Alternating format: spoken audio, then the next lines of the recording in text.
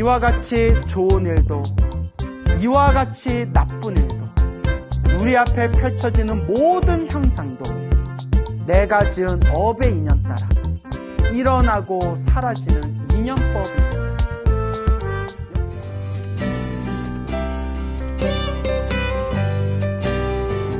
안녕하십니까? 소중한 나 무한행복 소나무 시간입니다. 여러분들 만나서 진심으로 반갑습니다. 우리가 인생을 살아가면서 우리 중생들은 늘 행복하기를 원합니다. 다들 그러시죠? 행복하기를 원하고 늘 기쁘고 늘 즐겁기를 원하죠. 하지만 우리 중생들이 살아가는 세상은 항상 행복할 수만은 없습니다.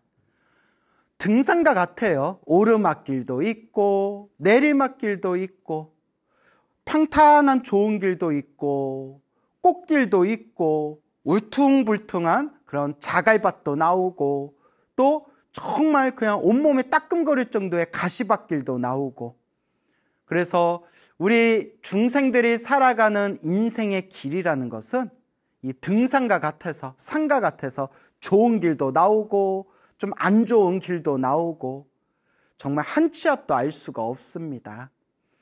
그래서 우리 부처님께서도 우리 중생들이 살아가는 세계를 뭐라고 하셨죠?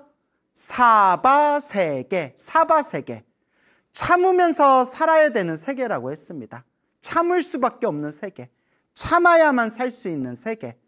그게 우리 중생들이 살아가는 세상이고 우리 중생들이 살아가는 모습이고 우리 중생들이 살아가는 길입니다.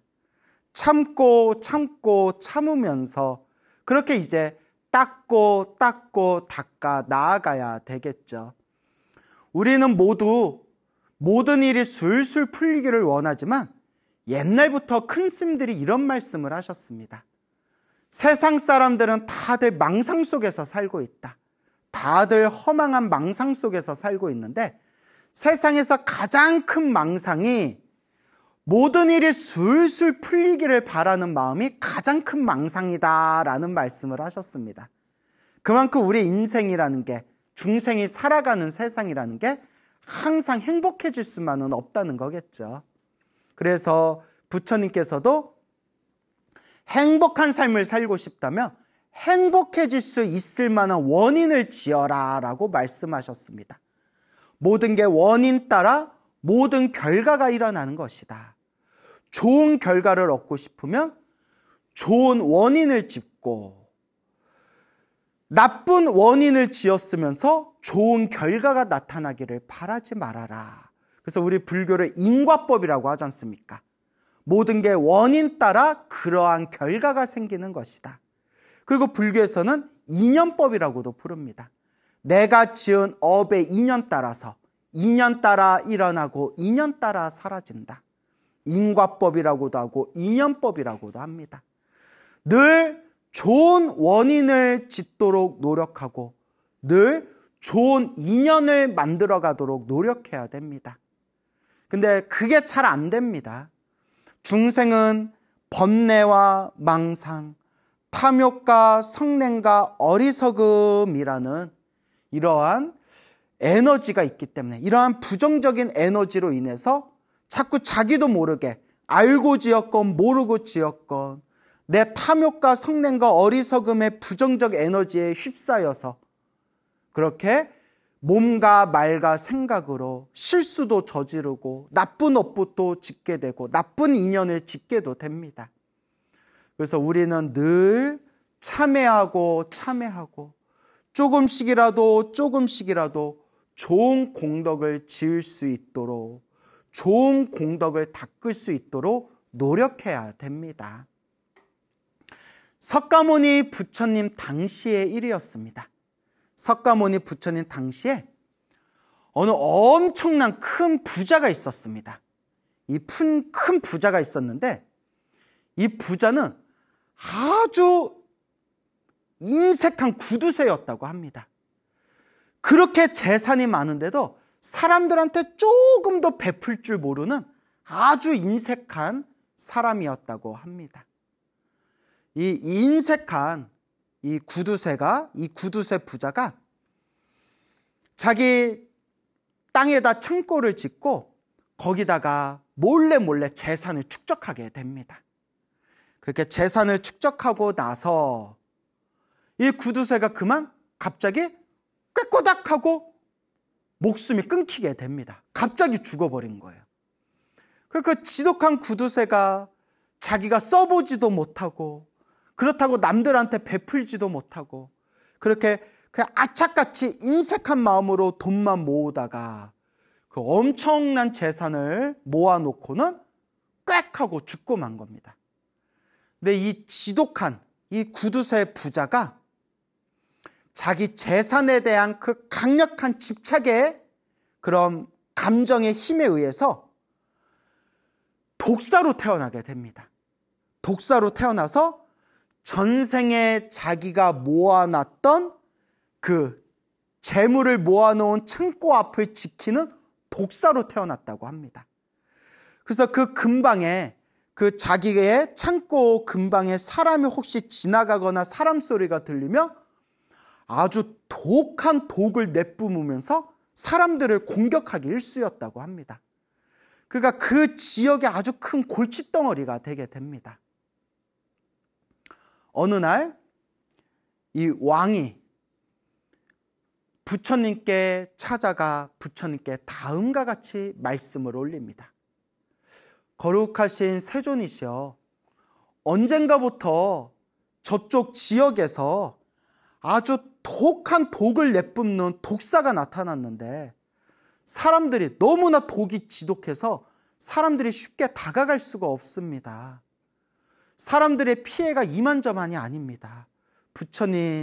부처님께서 저 독사를 구제해 주십시오. 우리 중생들을 위해서 저 독사를 조복시켜 주십시오 라고 청을 올립니다. 부처님께서 모든 것을 다 꿰뚫어 보신 뒤에 부처님께서 어느 날 이른 아침에 딱 바리떼 바루를 들고 그 독사가 있는 곳을 우리 석가모니 부처님께서 고요한 발걸음으로 그 독사가 있는 곳을 향하십니다. 석가모니 부처님께서 바루를 들고 그 숲 깊은 곳에 쓱 나타나시니까 이 독사가 또 어떤 자가 내 재산을 뺏으러 왔는가 하고 막 독을 내뿜으면서 석가모니 부처님을 공격하려고 합니다. 그때 석가모니 부처님께서 5 손가락을 활짝 펴시고 독사를 향해서 손을 내미셨다고 합니다. 딱 5개의 손가락을 쫙 독사 앞에다 당신의 손을 내밀면서 그 손가락 마디마디 손바닥에서 환한 자비의 광명, 자비의 에너지가 흘러 넘치면서 석가모니 부처님 손바닥에서 나온 그 자비의 광명 에너지가 독사의 몸을, 독을 내뿜는 독사의 몸을 환하게 감싸 안아줬다고 합니다. 석가모니 부처님 자비의 광명, 그 속에 이 독사가 그 석가모니 부처님의 자비의 에너지의 힘에 의해서 몸과 마음이 편안해짐을 느끼면서 독을 내뿜던 독사가 그 부처님 가피의 힘 덕분에 번쩍 정신을 차리게 됩니다. 순간 부처님 가피의 힘 덕분인지 이 독사가 순간 자신의 전생을 떠올리게 됩니다.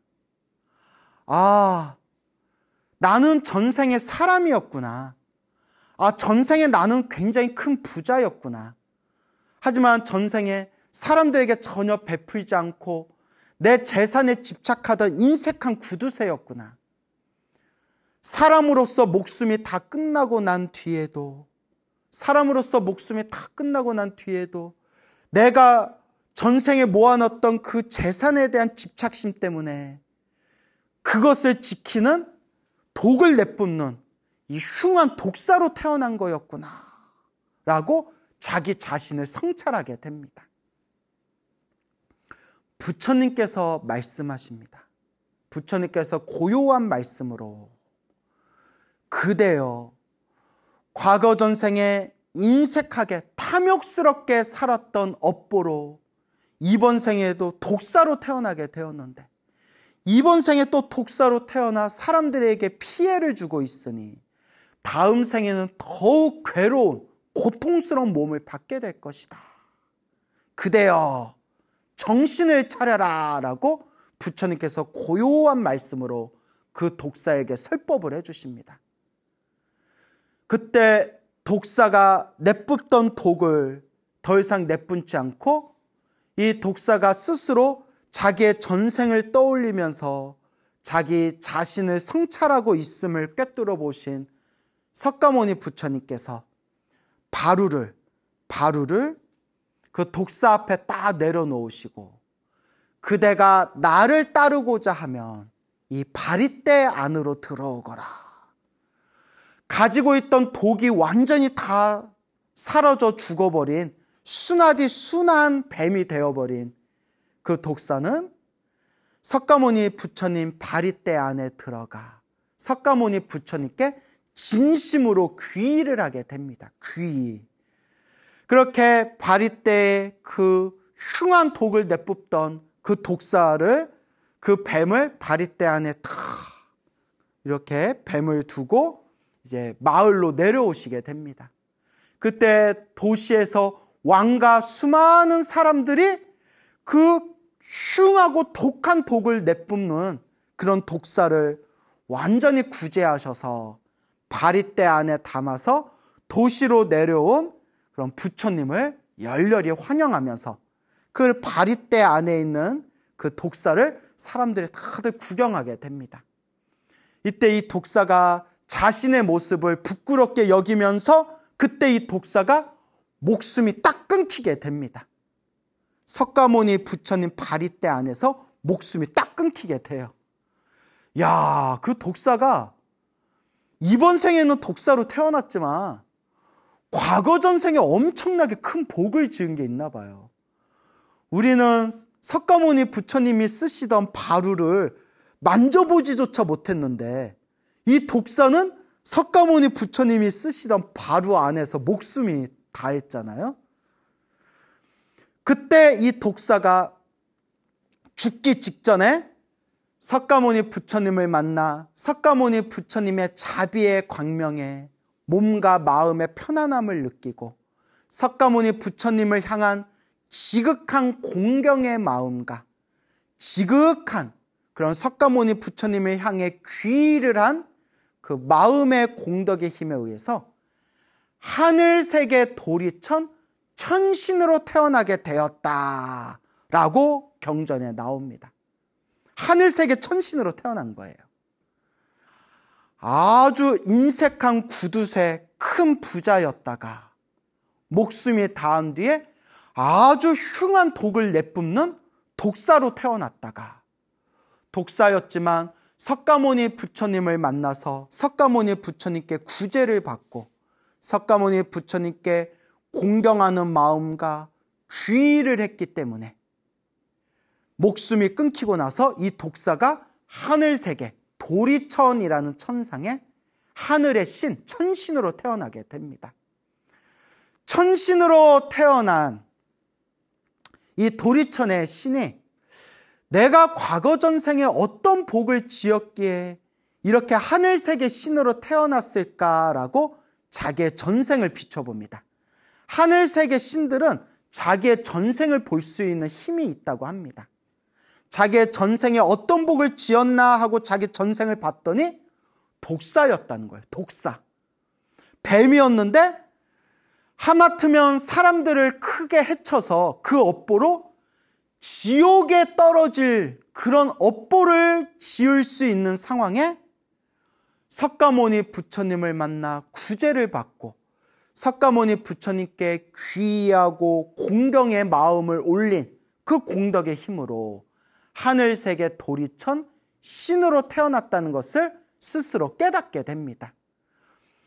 엄청난 기쁨과 감동과 부처님을 향한 감사함을 느끼게 된 이 천신이 지금 석가모니 부처님이 어디에 계시는가 하고 이 중생들 세상을 이렇게 내려다 보니까 부처님께서 늦은 밤에 나무 아래에 앉아가지고 깊은 명상에 들어가 있는 모습을 살펴보게 됩니다.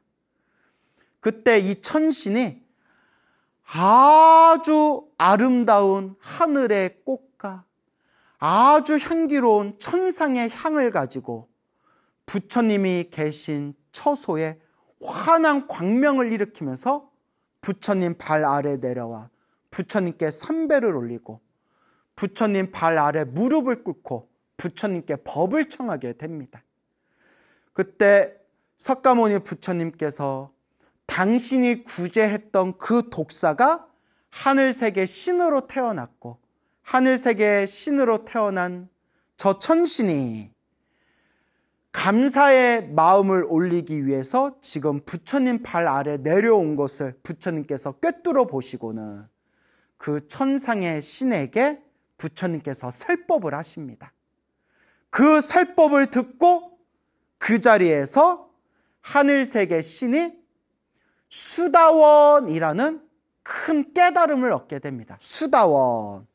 우리 불자들은 다 아시죠? 금강경에도 나오죠? 모든 번뇌와 욕망이 사라진 거룩한 깨달음의 경지를 아라한이라고 합니다. 아라한의 경지는 4단계로 이루어져 있습니다.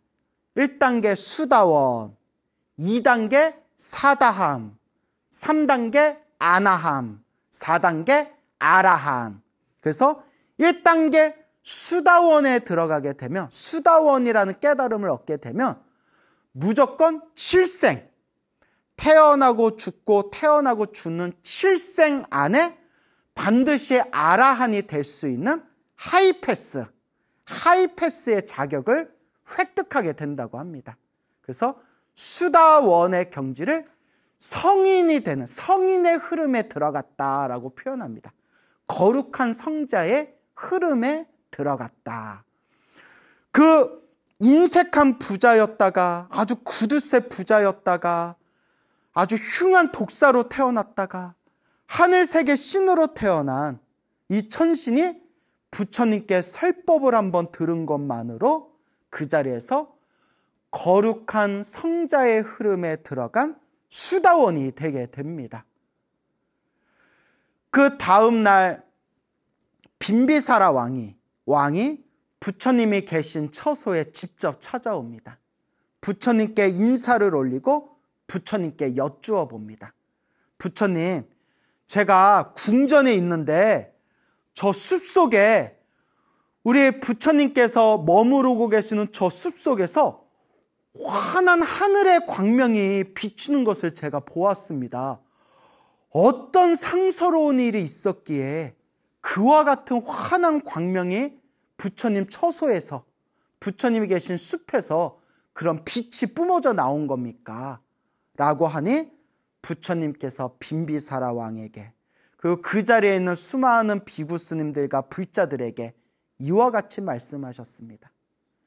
왕이시여, 그리고 이 자리에 있는 불자들이여, 아주 인색한 구두쇠 부자가 있었는데 탐욕 속에 살았던, 그리고 재산에 대한 집착의 업보로 독을 내뿜는 독사로 태어났다가 부처님을 만나서 구제를 받고 하늘세계에 태어났고, 하늘세계에 태어난 그 천신이 부처님께 감사의 마음을 올리고자 어젯밤 하늘세계에서 내려와 설법을 듣고 수다원가를 얻게 된 것입니다. 라는 말을 듣고 그 자리에 있는 왕과 비구 스님들과 수많은 불자들이 다 함께 위대하십니다, 위대하십니다, 다 함께 부처님의 공덕을 찬탄했다고 합니다. 이 이야기를 보면서 자기가 지은 업보에 의해서 독사로 태어났고, 독사로 태어나 사람들에게 독을 자꾸 내뿜었던 그 악업으로 다음 생에 더 끔찍한 세상에 태어날 수 있었던 이 독사가 알고 봤더니 과거 전생에 그래도 무언가 큰 성근을 지었구나라는 것을 미루어 짐작할 수가 있습니다. 첫째, 독사의 몸으로 태어났는데도 불구하고 부처님을 만날 수 있었다는 것. 이 세상에 얼마나 수많은 독사와 얼마나 수많은 그런 짐승들이 얼마나 많습니까? 그런 독사와 짐승들과 사람들까지 다 포함해서 이번 생에 실제로 살아있는 부처님을 직접 만나뵐 수 있는 그런 성근을 가진 존재가 몇이나 되겠습니까? 지금 우리들은 이번 생에 사람으로 태어나 아무리 부처님 법을 공부해도 우리는 이번 생에 살아있는 부처님을 만날 수 있는 인연은 이번 생에 우리는 없지 않습니까? 그런데 독사라는 흉물로 태어났음에도 불구하고 살아있는 부처님을 직접 만날 수 있는 인연이 있었구나. 둘째, 부처님을 만났다고 해서 누구나 다 부처님께 귀의하는 건 아닙니다. 부처님을 만나고 부처님 법문을 들어도 소귀의 경읽기, 아무리 부처님의 좋은 법문을 들려줘도 전혀 관심도 없고 신경도 안 쓰고 오히려 살아계신 부처님을 만나거나 아니면 이 시대에 부처님의 소중한 법문을 만나도 오히려 손가락질을 하거나 욕을 하거나 비방하거나 비판하는 사람들도 굉장히 많습니다. 하지만 이 독사는 부처님을 만나고 부처님의 따스한 자비광명의 힘에 의해서 부처님께 귀의하고 부처님을 공경하는 마음을 일으켰습니다.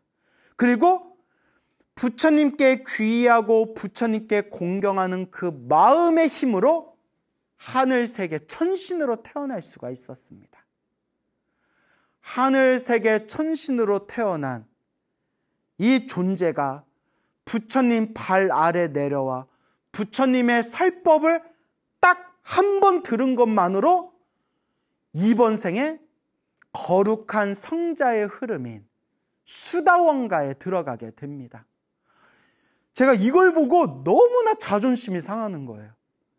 제가 부처님 경전을 읽고 또 읽은 지 20년이 넘었는데도 나는 아직도 요 모양 요 꼴인데 20년이 넘는 기간 동안 부처님 법문을 그렇게 읽고 외우고 써도 나는 아직 이 모양 이 꼴인데 전생에 독사였던 저 천신은 무슨 복을 많이 지었기에 석가모니 부처님 법문을 한 번 딱 들은 것만으로 그 자리에서 거룩한 성자의 흐름, 수다원가를 얻게 되었는가 라는 것을 보면서 이것도 다 자기 인연법이다. 이 천신의 전생의 모습이었던 이 독사가, 이 독사의 전생의 모습이었던 이 구두쇠 부자가 머나먼 과거 전생에 분명히 무언가 자기 자신만의 깊은 성근을 심어놓은 게 있었기 때문에 독사로 태어났지만 살아계신 거룩한 부처님을 만날 수가 있었고, 살아계신 거룩한 부처님을 만나서 그 부처님께 공경하는 마음으로 귀의할 수가 있었고, 살아있는 부처님을 만나서 공경하는 마음으로 귀의하고 하늘세계에 태어난 뒤에 하늘세계에 태어나서 자신의 쾌락과 즐거움을 누리는 것에 빠져들지 않고 부처님의 발 아래 부처님께 감사의 인사를 올리고 부처님의 법을 듣고자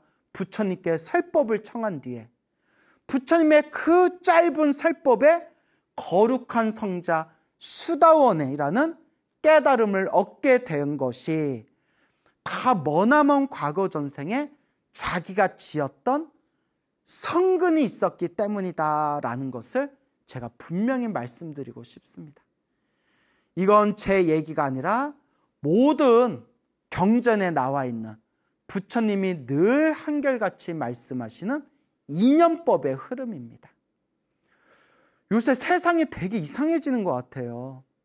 심지어 머리 깎고 불교를 공부하시는 분들 중에서도 많지는 않겠지만 저도 직접 들었거든요. 불교를 믿는 분들조차도, 머리 깎고 불교 공부하는 분들조차도 윤회가 없다라든가 윤회를 믿을 수 없다라든가 이런 인과법, 인연법이라는 것은 다 진실이 아니다라는 식으로 말씀하시는 분들을 보고 제가 깜짝깜짝 놀랄 때가 있습니다. 인과법과 인연법과 이 윤회의 흐름은 팔만대장경 초기 경전에서 대승경전에 이르기까지 한결같이 늘 부처님의 설법마다 단골 소재로 항상 부처님께서 강조하시던 내용들인데, 도대체 저 탐욕과 성냄과 어리석음을 고스란히 가지고 있는 저 번뇌가 많은 중생들이 도대체 뭘 근거로 부처님 경전에 나와 있는 내용들을 진짜가 아니라느니, 진실이 아니라느니, 그거는 그냥 믿거나 말거나 네 몫이라느니, 이런 말을 어떻게 그렇게 스스럼 없이 이야기할 수가 있는가, 제가 쏘스라치게 놀랄 때가 있습니다. 이 시대가 말법 시대인지라, 부처님의 법이 점점 무너지는 시대인지라, 이제 부처님 제자라는 사람들조차도 부처님 말씀, 부처님 경전을 이제 있는 그대로 믿지 않는 시대가 다가오고 있구나 라는 엄청난 회한을 느끼게 되었습니다. 늘 여러분들께 말씀드리죠. 내 말도 믿지 말고, 제 말도 믿지 말고, 저 사람들 말도 믿지 마십시오, 여러분. 제 말도 믿지 말고요, 저 사람들 말도 믿지 마세요. 오직 부처님 말씀, 오직 부처님 말씀만 믿으십시오. 부처님 말씀, 경전을 믿으십시오. 부처님 말씀, 경전을 믿고 의지하면 아무리 우둔한 사람도 중간은 갑니다. 아무리 우둔한 사람도 중간은 갈 수가 있습니다. 하지만 이번 생 사람으로 태어나 부처님 법 만나기 참으로 어려운데, 이번 생 사람으로 태어나 부처님 법을 만났는데도 부처님의 말씀, 부처님의 경전조차도 믿지 못한다고 한다면 우리는 대체 무엇을 의지하고자 합니까? 불자 여러분, 제 말도 믿지 마시고 부처님 말씀, 경전을 의지하시기 바랍니다. 석가모니 부처님 당시의 이야기입니다. 어느 아버지가 있었는데 아버지에게 아들이 있었습니다. 아들의 이름이 월강이었습니다. 월강.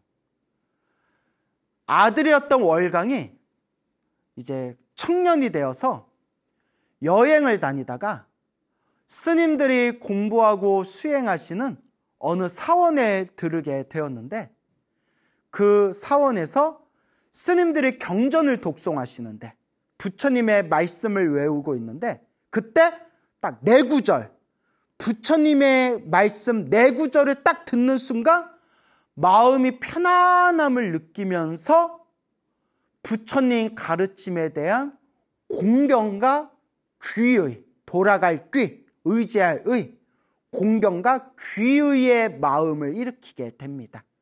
그래서 우리 금강경에서도 사구계라고 나오죠. 부처님의 말씀 사구계를 수지하고 사람들에게 사구계를 알려주는 것만으로도 우주를 채운 것만큼의 보물을 보시한 것보다 더 큰 공덕이 있다. 금강경에 나오지 않습니까? 그 월강이라는 청년이 스님들이 독송하는 부처님 말씀 네 구절을 듣는 순간 부처님 법에 대한 믿음과 공경, 그리고 귀하는 마음을 일으키게 됩니다. 그리고 집으로 돌아와서 일주일 만에 갑자기 세상을 떠났대요. 갑자기.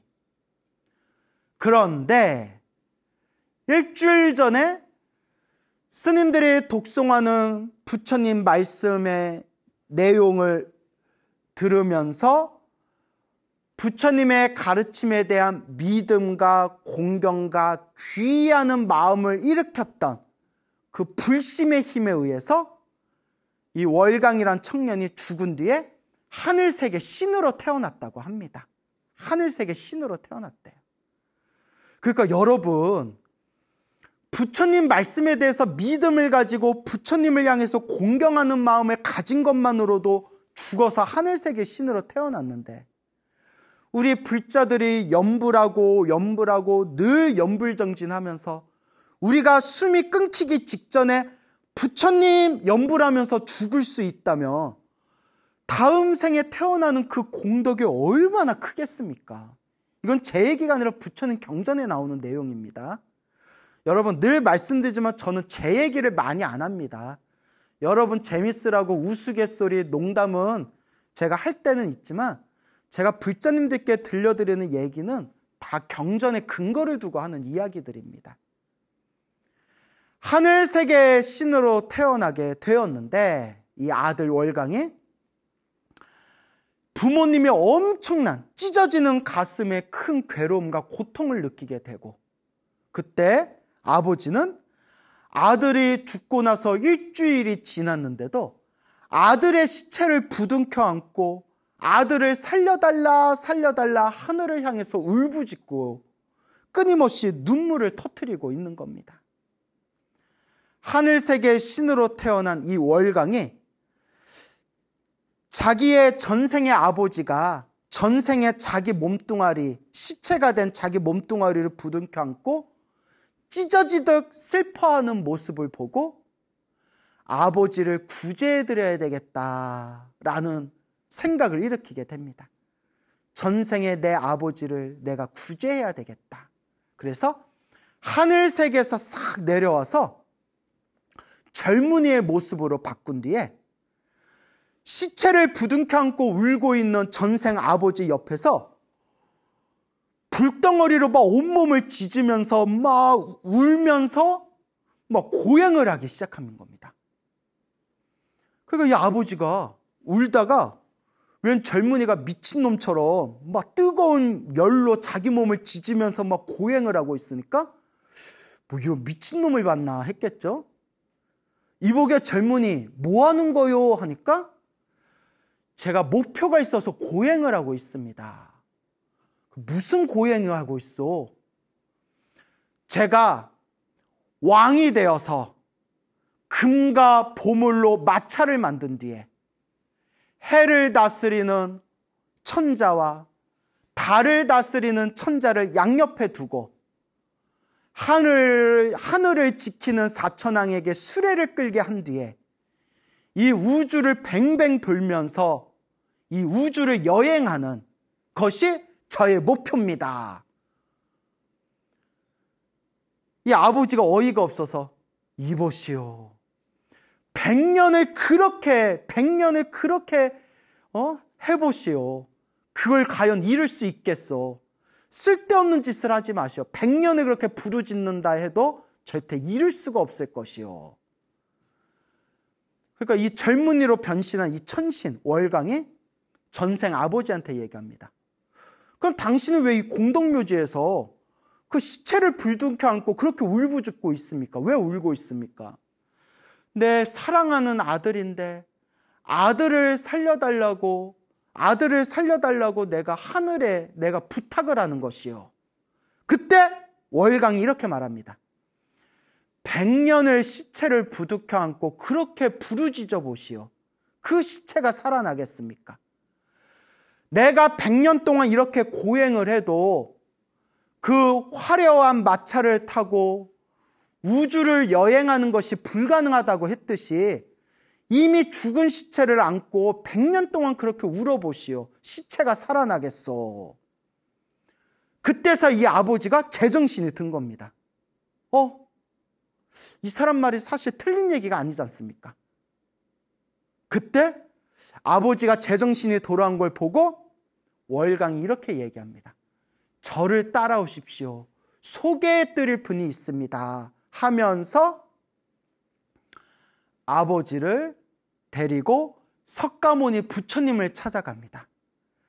그리고 석가모니 부처님께 아들을 잃은 이 아버지와 어머니, 이 부모님을 위해서 법을 설해 주십시오 했을 때 부처님께서 그 월간과 그 아버지와 어머니를 위해서 법을 설하시니 부처님의 법을 듣고 그 자리에서 그 세 사람이 다 함께 수다원가, 거룩한 성자의 흐름에 들어가는 수다원가를 얻게 됩니다.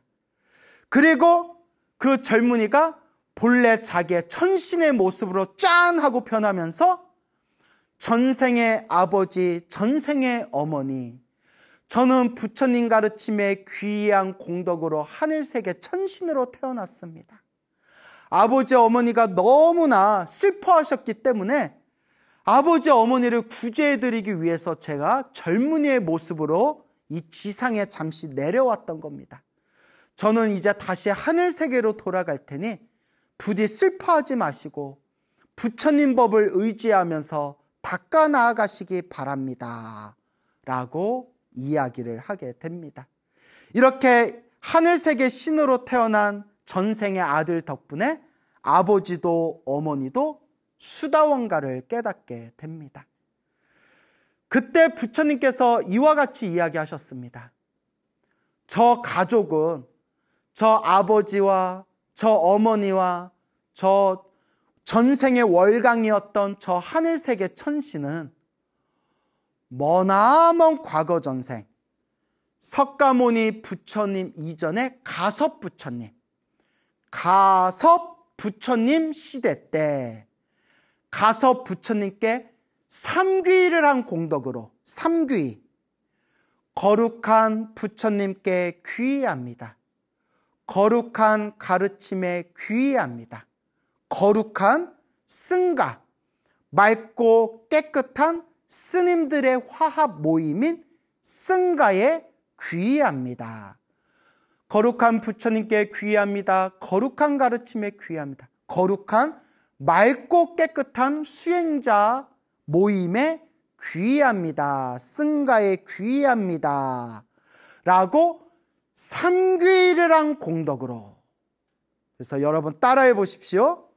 거룩한 부처님께 귀의합니다. 거룩한 가르침에 귀의합니다. 거룩한 스님들께 귀의합니다.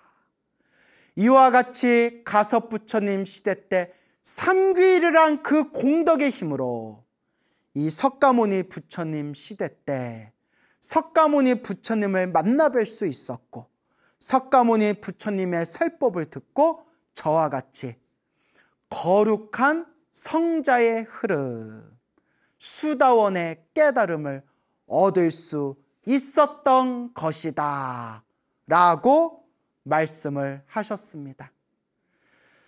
여러분, 이와 같이 좋은 일도 이와 같이 나쁜 일도 우리 앞에 펼쳐지는 모든 형상도 내가 지은 업의 인연 따라 일어나고 사라지는 인연법입니다.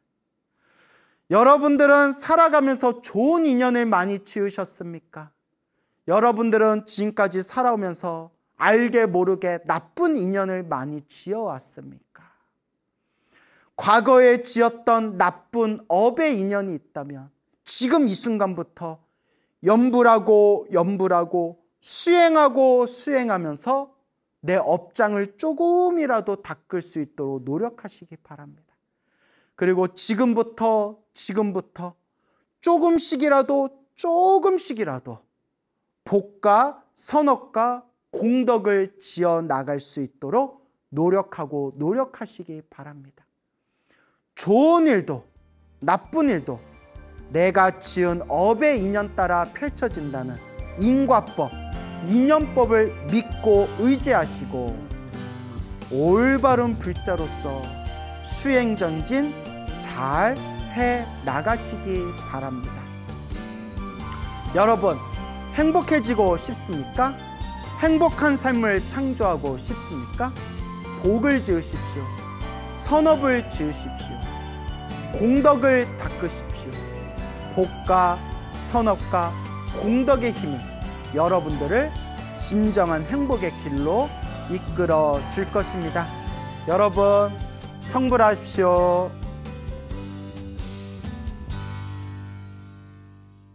소중한 나, 무한 행복, 소나무 시간입니다.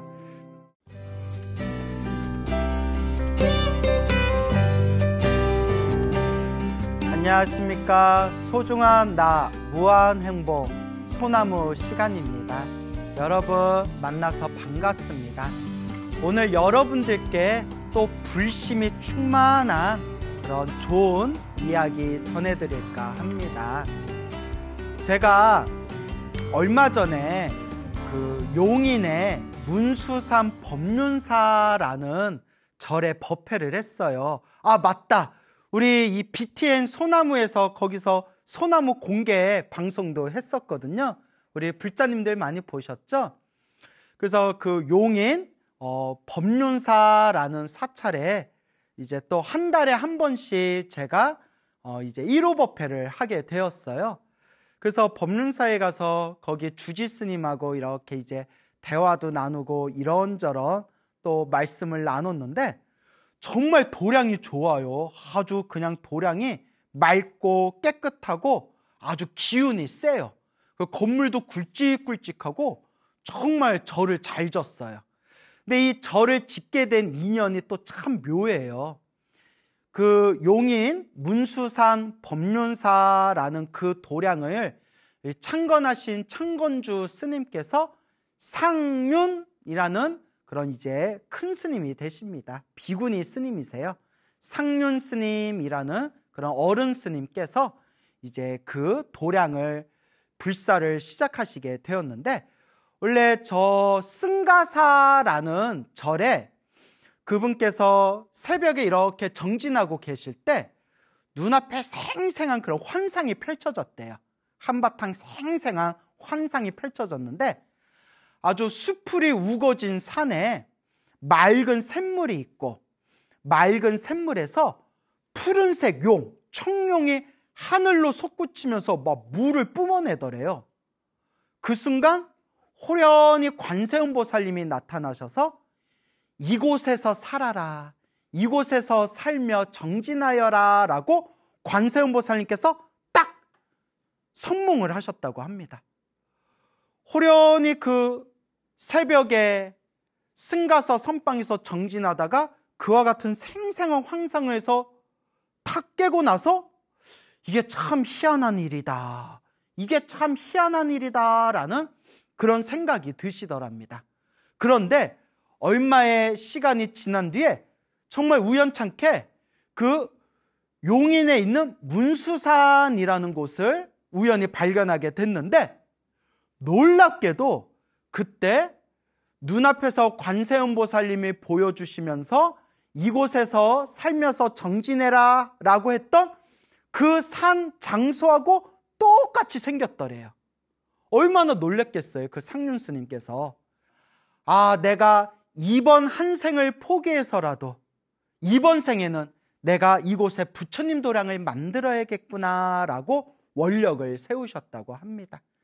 그래서 정말 그 나무만 가득한 그 산에서 정말 맨 땅에 온몸을 부딪히는 마음으로 이제 불사를 시작하셨다고 합니다. 그래서 어쨌거나 이렇게 이제 불사가 되었는데, 너무 불사가 잘 되었고 너무나 도량이 좋아서 지금 그 주지 스님께, 그 법륜사 주지 스님께 도량이 너무 좋습니다, 도량이 너무 좋습니다, 어떻게 이렇게 도량을 아름답게 이렇게 장엄하게 잘 불사를 하셨습니까? 참으로 대작불사입니다 라고 했더니 그 주지 스님께서 말도 마세요, 스님, 말도 마세요, 정말 고생했습니다, 정말 고생했습니다 라고 말씀하시더라고요. 그것을 이제 불사하면서 그렇게 좀 부채가 많았대요.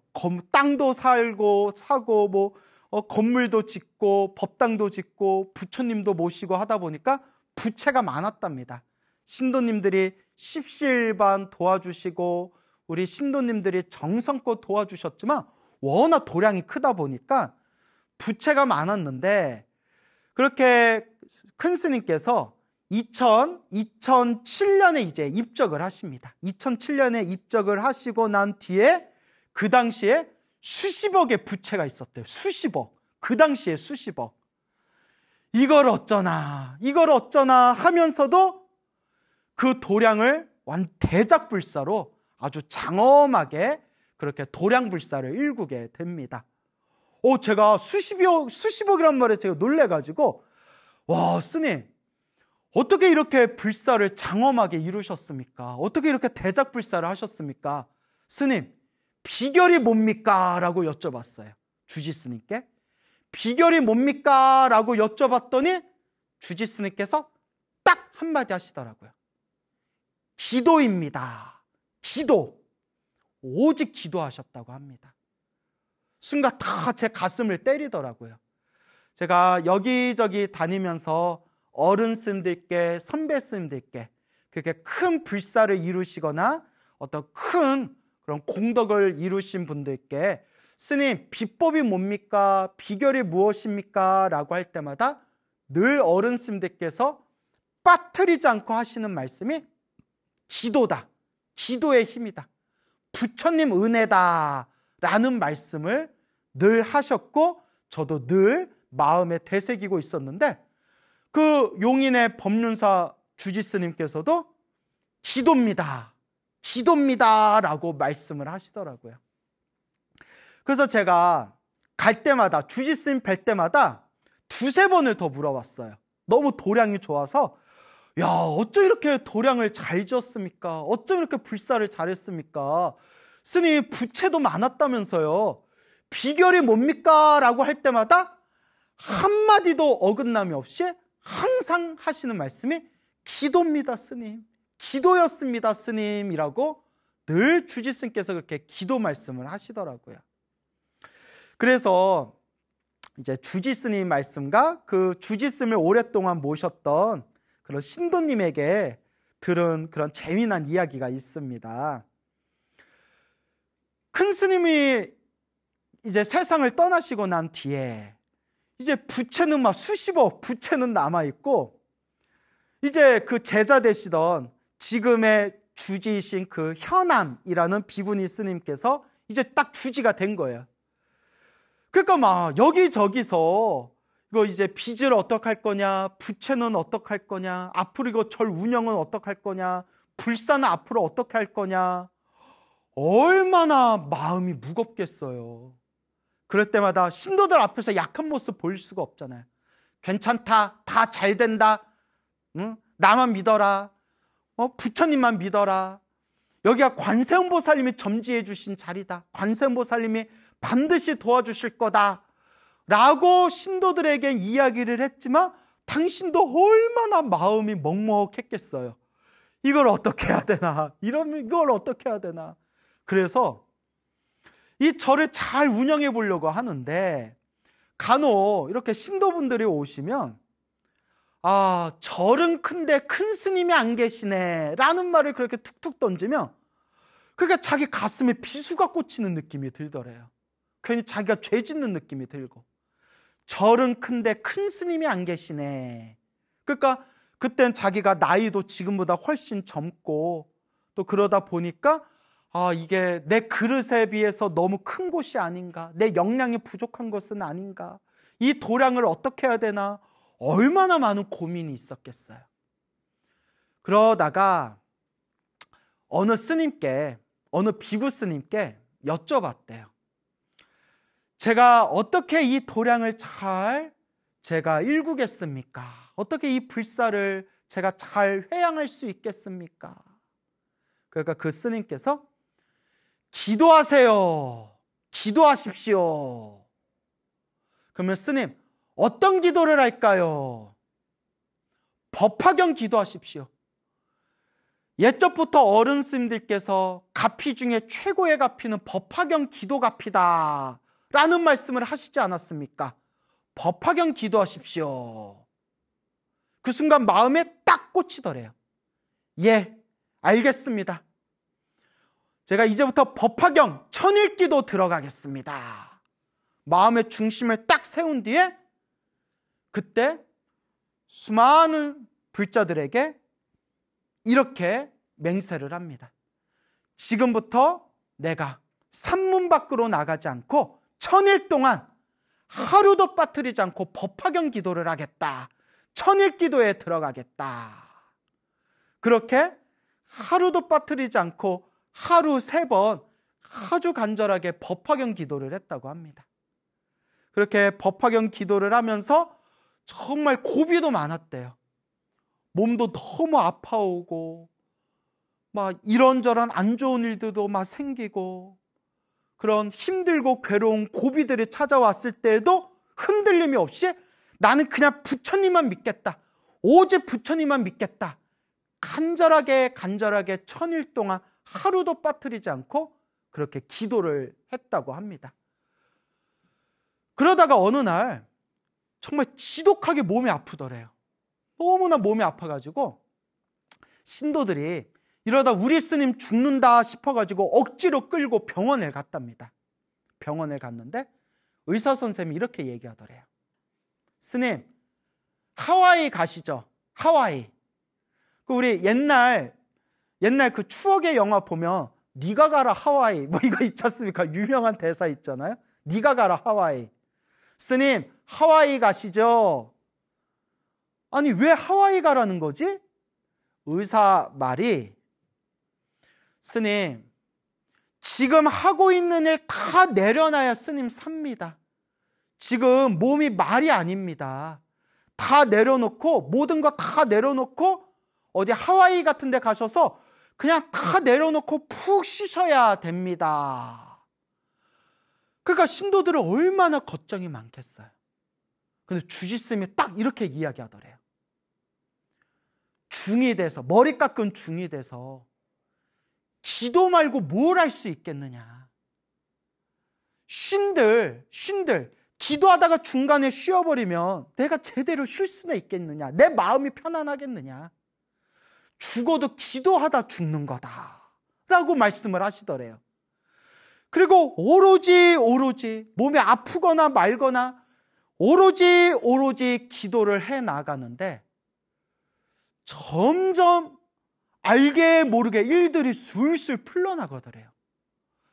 꽉 막혔던 일들이 술술 풀려나가고 어디선가 자꾸 신도들이 나타나서 보시하고 불사하는 데 도움을 주고 그렇게 답답하게 맺혔던 일들이 그 매듭이 술술 풀려나가는 게 확연하게 느껴지더랍니다. 아, 이게 가피구나. 정말 힘들고 괴롭고 꽉 막혀서 풀리지 않을 거라고 생각되던 일들이 기도의 힘으로 점점 풀려나가고 있구나. 그걸 생생하게 체험을 했더랍니다. 그리고 어느 날이었대요. 신도들한테 어느 날 이런 말씀을 하시더래요. 앞으로 잘 될 겁니다. 앞으로 잘 될 겁니다. 왜냐하면 꿈을 꿨는데 꿈에서 생생하게 크고 작은 수많은 신장들이 이 용이 문수산 법륜사의 이 도량에 온갖 신장들이 다 이 도량에 모이는 꿈을 꿨습니다. 이 법륜사 도량 안에 화엄성중들이 꽉 차 있는 꿈을 꿨습니다. 분명히 앞으로 잘 될 겁니다 라고 말씀을 하시더랍니다. 그걸 신도분이 들으셨대요. 아니나 다를까 점점 일들이 잘 풀려서 1000일 기도를 아주 원만하게 여법하게 회양하게 되었고 지금은 정말 누가 봐도 입이 떡 벌어질 정도로 아주 큰 대작불사를 아주 훌륭하게 원만하게 회양하게 되었습니다. 그러면서 법륜사 주지스님께서 다시 한번 하시는 말씀이 스님 기도입니다. 그때 제가 이 법륜사 극락전에서 1000일 동안 오로지 법화경 기도를 했던 그 가피의 힘 덕분에 이렇게 힘들고 괴로운 고비들을 무사히 잘 넘길 수가 있었고 이렇게 원만히 불사가 진행될 수 있었습니다. 스님, 기도의 힘입니다 라고 그렇게 말씀을 하셨습니다. 이 말씀을 듣고 제가 어찌나 마음에 환희심이 나든지 매번 듣는 얘기지만 기도의 힘이 있구나. 부처님의 가피의 힘이 분명히 있구나. 그래서 그 주지 스님께서 창건주 큰 스님이 세상을 떠나시고 난 뒤에 그 수많은 부채를 안고 정말 그 막막하고 답답한 그런 절벽과 같은 심정으로 그 큰 도량을 일구어 나가면서 눈물 없이는 들을 수 없고 눈물 없이는 말할 수 없을 정도로 정말 어려운 고비들이 많았답니다. 그 어려운 고비 때마다 뚝뚝 눈물을 흘려가면서 오로지 부처님만 믿습니다. 오직 부처님만 믿습니다. 기도하고 기도하면서 지금은 정말 큰 도량을 일구게 되었습니다. 그래서 이 모든 게 부처님 은혜다. 평생 부처님 은혜 갚으면서 살아야 되겠다라는 그런 마음으로 전법 포교불사에 매진하고 있고, 그리고 지역 사회 봉사에도 아주 큰 일을 하고 있다고 합니다. 그래서 그 법화경 기도의 힘 때문인지는 몰라도 이 법륜사가 딱 그 도량에 들어가 보면 정말 그 산세가 그런지 몰라도 기운이 짱짱하다라는 그 느낌, 짱짱한 그런 느낌이 들어요. 그래서 제가 참 느낌이 묘하다 해서 그곳에 계시는 스님께 여기 혹시 원래 절터였습니까? 하니까 여기가 원래 문수산, 문수보살 문수산이라고 불리고 고려시대 때 여기 큰 절이 있었답니다. 저 위쪽에 절이 있었답니다. 여기 이제 원래 절터였다는 거죠. 그래서 저 혼자 이제 망상을 피우기를, 저 혼자 소설을 써보기를, 이 창건주 상륜 스님께서 머나먼 과거 전생 이 문수산, 고려시대 때 있었다는 이 문수산 사찰에 계시던 스님이었나 보다. 그때의 인연으로 관세음 보살님께서 이 도량, 이 산을 보여주시면서 이곳에 절을 짓고 수행해라 라고 인연을 맺어주셨나 보다 라고 저 혼자 그렇게 한번 소설을 써봤습니다. 그래서 지금도 이 법륜사가 이 법화경 만일기도에 들어가고 있다고 합니다. 만일기도. 만일이면 30년이에요. 세상에 30년. 그래서 만일기도 중에서 지금 이제 4차 기도가 시작되었다라는 이야기를 듣게 되었습니다. 그래서 주지스님의 그와 같은 말씀을 듣고, 그래, 힘들고 괴롭고 답답할 때 역시 의지할 것은 부처님밖에 없구나, 부처님 가피밖에 없구나 라고 다시 한번 마음에 되새기는 시간이 되었습니다. 그러니 여러분, 스님인 저도 이런 이야기를 들으면 이렇게 기쁘고 좋은데, 하물며 우리 불자님들이 이와 같은 부처님 가피를 들으면 신심과 믿음이 일어나지 않을 수 있겠습니까? 그러니 여러분, 인생을 살아가면서 힘들고 괴롭고 답답할 때 인생을 탓하고 자기 자신을 탓하고 조상님을 탓하고 남 탓만 하지 마시고, 내가 지은 업은 내가 닦겠다. 내 눈물이 피눈물로 변하고 이 피눈물 몇 바가지를 쏟는 마음으로 내 업은 내가 닦겠다라는 마음으로 간절하게 한번 기도해 보시기 바랍니다. 부처님의 가피는 분명히 있습니다. 간절하고 정성스럽게 기도하는 우리 불자님들 삶에 늘 부처님 가피가 충만하기를 축원드리는 바입니다. 말씀드린 용인 문수산 법륜사에 어느 중년의 여성 불자님이 계세요. 그 법륜사의 완전 그런 아주 골수, 그런 신도분이신 불자님이 계신데 성격이 시원시원하시더라고요. 근데 그분이 저의 엄청난 찐팬이래요. 우리 BTN 소나무의 완전 찐팬이시래요. 그래서 기도하는 시간 빼고는 거의 하루 종일 이어폰 끼고 계속 법문을 들으신대요. 그러면서 하시는 말씀이, 스님, 저는 소나무에 나오는 그 부처님 가피 이야기를 100% 믿습니다. 왜냐? 다 제가 체험한 이야기들입니다. 제가 부처님 덕분에 수없는 체험과 가피를 받았기 때문에 저는 소나무에서 했던 스님 말씀 100% 믿습니다. 라고 하는 우리 소나무의 찐팬이신 불자님이 계십니다. 이 불자님께서 자영업을 하시는데 정말 힘들고 괴롭고 어려운 고난과 고비가 굉장히 많았다고 합니다. 그럴 때 정말 간절하게 기도하고 기도해서 정말 생생하게 수없는 가피와 체험을 그렇게 경험하셨다고 합니다. 특히 이분은 신묘장구 대다라니를 열심히 하셨대요. 얼마나 신묘장구 대다라니를 열심히 했는지 사람들하고 잠을 자고 있는데 사람들이 옆에서 나중에 하는 얘기가, 야, 사장님 대단하다. 당신 참 대단하다. 아니, 왜요? 자다가 잠꼬대를 하는데 잠꼬대를 하면서도 주문을 외우더라. 그러니까 그 사람들이 이제 주문이라고 했지만 신묘장구 대다라니죠. 자면서도 신묘장구 대다라니를 외우고 있더래. 잠꼬대 하면서도. 음냐음냐 하면서 잠꼬대 하면서도 나무라 다나다라. 잠꼬대 하면서도 신묘장구 대다라니를 외울 정도로 하루 종일 신묘장구 대다라니 기도를 했고, 심지어 꿈속에서도 신묘장구 대다라니를 외울 정도였대요.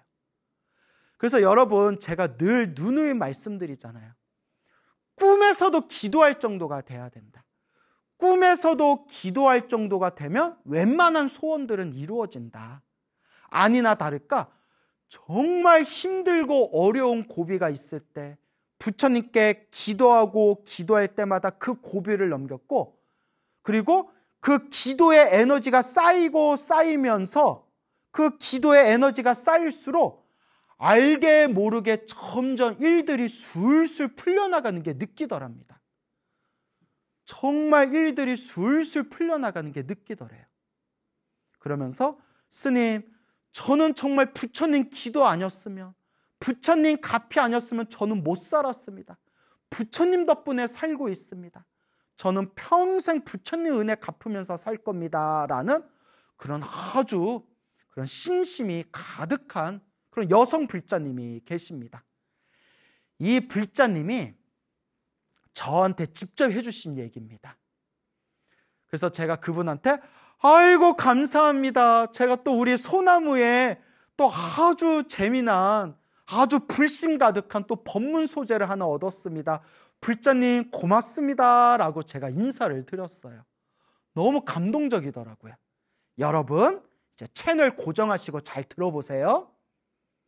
그 불자님이 작년에 일이었대요. 작년에 건강검진을 받았는데 검사 결과 의사가 심각한 표정으로 장의 상태가 많이 안 좋습니다 라고 이야기하더래요. 장이 많이 안 좋습니다. 장이 좀 심각할 정도로 안 좋습니다 라고 겁을 주더래요. 근데 정말 안 좋았나 봐요. 지금 딱 속단하기는 이르고 6개월 후에 정밀검진 다시 받아보겠습니다. 6개월 후에 정밀검진 받고 우리 그때 한번 다시 판단하도록 하겠습니다 라고 의사 선생님이 6개월 후에 정밀검진 받아보자. 그때까지 몸 관리 좀 잘하고 있어라 라고 신신당부하더랍니다. 장 상태가 좀 많이 안 좋은 것 같다. 그러니까 막 종양일 수도 있고 막 암일 수도 있고 하잖아요. 그러니까 어쨌거나 의사가, 우리 그렇잖아요. 검사 결과 좀 안 좋은데요. 6개월 후에 정밀검진 받고 그때 확인하고 판단하도록 합시다 하면 그 6개월 동안 사람 피가 말라요. 그렇잖아요. 차라리 그 자리에서 검사 결과가 딱 나오면 차라리 속이나 편하지. 그러니까 이 불자님이 6개월 후에 정밀검진 받겠다라는 이야기를 듣고 당신도 마음이 얼마나 복잡했겠어요.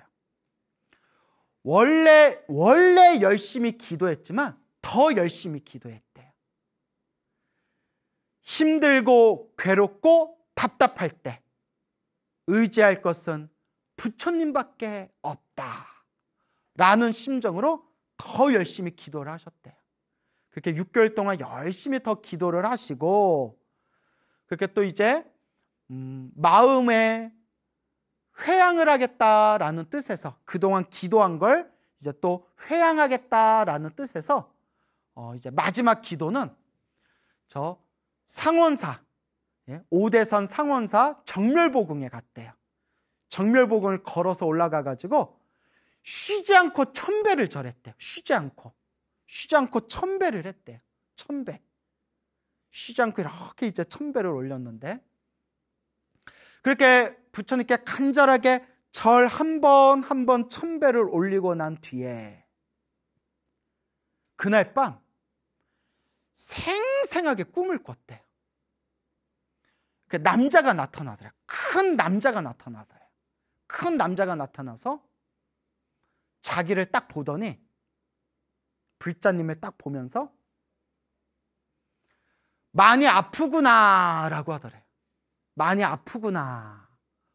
예, 제가 좀 몸이 안 좋은 것 같습니다. 아픕니다. 그 남자한테 물어봤대요. 꿈에서. 제가 죽겠습니까? 제가 죽습니까? 왜 물어봤는지는 모르겠지만 그냥 꿈에서 물어봤어요. 제가 죽겠습니까? 그 남자가 딱 한마디 하더래요. 죽는다 이러더래요. 죽는다. 아무리 꿈이라고 하더라도 죽는다 소리 들으면 정말 마음이 심란할 것 같아요. 그죠? 근데 그분이 꿈속에서 죽는다라는 소리를 들었는데 그냥 마음이 덤덤하더래요. 그냥 마음속으로 에휴, 죽으면 뭐 할 수 없지 뭐. 에휴, 뭐 이러고 있었대요. 죽으면 할 수 없지.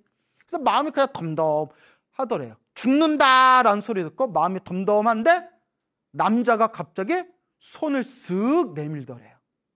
손을 쓱 내미는데 손바닥에 하얀색 알약이 있더래요. 하얀색 알약. 이걸 먹어라 이러더래요. 남자가. 먹어라. 그래서 먹었대요. 보살님이.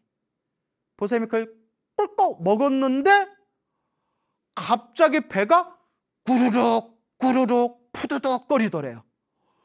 막 배가 아파가지고 화장실을 찾아서 화장실에 막 갔대요.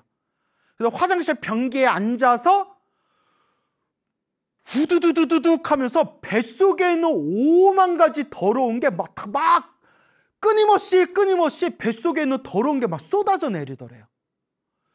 뱃속에 있는 그 더러운 것들이 하염없이 쏟아져 내리는데 변기가 흘러 넘칠 정도로 막 뱃속에서 더러운 게 막 빠져나가는데 뱃속에 있는 더러운 게 다 빠져나가고 뱃속이 너무나 시원하더래요.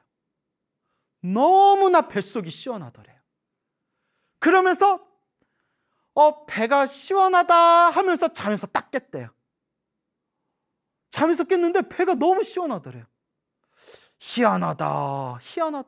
무슨 꿈이지? 꿈에서 나 죽는다라고 했는데 약을 먹고 변기가 막 흘러넘칠 정도로 뱃속이 시원하게 뱃속에 있는 더러운 걸 다 쏟아내는 꿈을 꿨잖아요. 딱 느낌이 좋더래요. 약속된 시간에 드디어 병원에 가서 6개월이 지난 거죠. 정밀검진을 받고 결과가 나왔대요. 의사 앞에 딱 앉아 있는데 의사가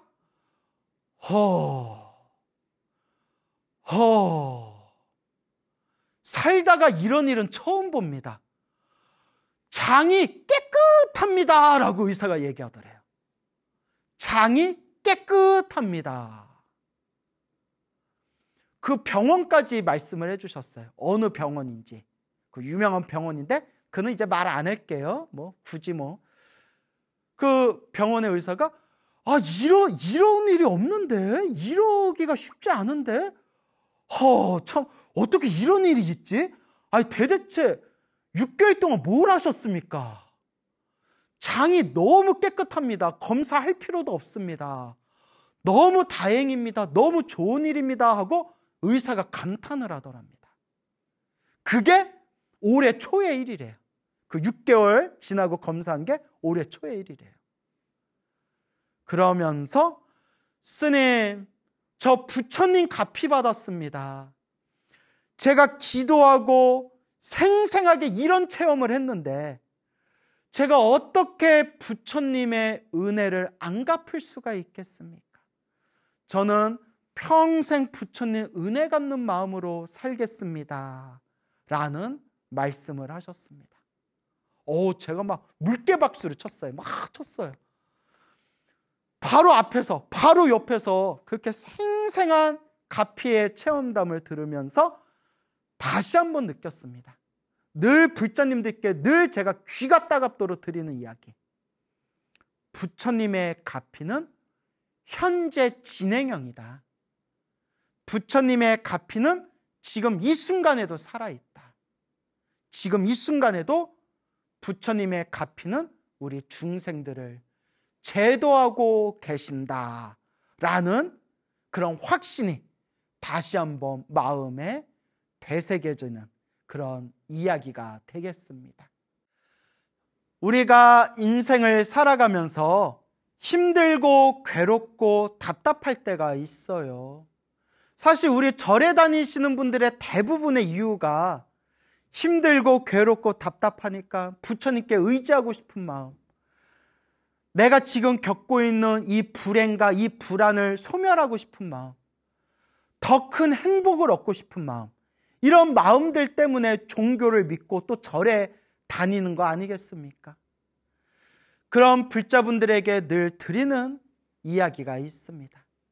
모든 게 다 인연법이다. 일어나고 사라지고 일어나고 사라지는 게 다 인연법이다. 우리 앞에 펼쳐진 좋은 인연도, 우리 앞에 펼쳐진 나쁜 인연도 다 내가 지은 업의 인연이다. 결국 누가 닦아야 될까요? 결국 내가 닦아야 된다. 힘들고 괴롭고 답답할 때가 바로 기도할 때입니다, 여러분. 관세음보살을 불러도 좋고 지장보살을 불러도 좋습니다. 신묘장구 대다라니를 독송해도 좋고 금강경을 독송해도 좋고 법화경을 사경해도 좋습니다. 어떤 기도를 하든 부처님을 향한 믿음으로 부처님을 믿고 의지하면서 간절하게 정성스럽게 닦아나갈 뿐입니다. 부처님 가피는 분명히 있습니다. 우리 주변에 수많은 불자님들이 지금 이 순간에도 생생하게 부처님의 가피를 체험하고 닦고 있습니다. 그런데 기도를 열심히 했는데도 그래도 힘들고 괴롭고 답답한 일이 생길 때가 있습니다. 그게 바로 업장소멸입니다. 우리 불교는 인연법이라고 하지 않았습니까? 내가 지은 업은 반드시 내가 받는 것이다. 그렇기 때문에 내가 지은 업은 피할 수가 없습니다, 여러분. 그래서 수행을 많이 하신 큰 스님들도 몸에 병에 걸려서 아플 때가 있습니다. 수행을 많이 하시고 기도를 많이 하신 큰 스님들도 불사하다가 불사가 어긋나가지고 큰 손해를 보시기도 하고 큰 충격을 받으실 때도 있습니다. 수행을 많이 하신 큰 스님들도 살다가 사람들한테 모략질을 당할 때도 있고 뒤통수를 맞을 때도 있고 넘어지실 때도 있고 크나큰 상처를 받을 때도 있습니다. 수행을 많이 하신 큰 스님들도 인생의 역경을 만날 때가 있습니다. 그럴 때마다 그 큰 스님들이 항상 하시는 말씀들이 있죠. 내 빚을 갚았구나. 내가 과거 전생에 지었던 큰 업보가 있었는데 그 업보에 빚을 갚았구나라고 말씀하십니다. 그래서 이 부처님의 가르침은 철저한 인연법입니다. 그렇기 때문에 이 부처님의 법을 닦아나가면서 힘들고 괴롭고 답답한 일이 생길 때 우리는 내 업장, 내 업보, 내 숙제와 내 빚을 갖는 마음으로 더 간절하게 기도해야 됩니다. 기도하고 기도했는데도 힘들고 괴롭고 답답한 일이 생긴다면 그것은 바로 내가 크게 받아야 할 업보를 작게 받고 있구나. 내가 빚을 갖고 있구나. 내가 지금 숙제를 풀고 있는 과정이구나 라고 마음을 돌리셔야 됩니다. 물론 저도 여러분들 마음 다 압니다. 내가 이렇게 열심히 기도했는데 나한테 왜 이런 일이 생길까? 내가 이렇게 열심히 기도했는데도 왜 내가 바라는 바가 성취되지 않을까? 우리 중생들은 얼마든지 그렇게 의문을 일으킬 수 있고 의심할 수 있고 서운해할 수 있습니다. 하지만 부처님께서 분명히 말씀하시지 않았습니까? 좋은 일도 나쁜 일도 내가 지은 업의 인연이고 내가 지은 업보는 피할 수가 없고 다만 수행의 힘으로 크게 받을 것을 작게 받고 있는 것이다. 여러분, 힘들고 괴롭고 답답할 때 그때가 기도할 때이고 기도하고 바른 마음으로 정말 기도했는데도 그래도 힘들고 괴롭고 답답한 일들이 생긴다면 내가 빚을 갚고 있구나. 내가 숙제를 풀고 있구나. 내 업장이 소멸하고 있는 과정이구나 생각하고 오직 기도할 뿐, 오직 염불할 뿐, 오직 부처님을 의지할 뿐이고 수행하고 정진할 뿐입니다. 부처님을 믿고 부처님을 의지하시기 바랍니다. 부처님의 가피는 늘 우리들과 함께하고 있습니다. 다만 어떤 모습으로 나타날지, 어떠한 방법으로, 어떠한 표현으로 우리를 도와주시고 이끌어 주시는지 그것은 참으로 불가사의한 불보살님의 공덕의 힘이 있다라는 것을 우리가 명심해야 합니다. 기도하고 복을 짓고 이 마음을 잘 닦아나가시기 바랍니다.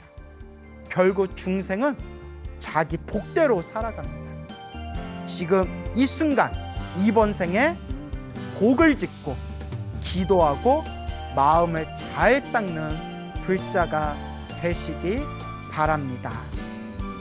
여러분, 행복해지고 싶습니까? 행복한 삶을 창조하고 싶습니까? 복을 지으십시오. 선업을 지으십시오. 공덕을 쌓으십시오. 복과 선업과 공덕의 힘이 여러분들을 진정한 행복의 길로 이끌어 줄 것입니다. 여러분, 성불하십시오.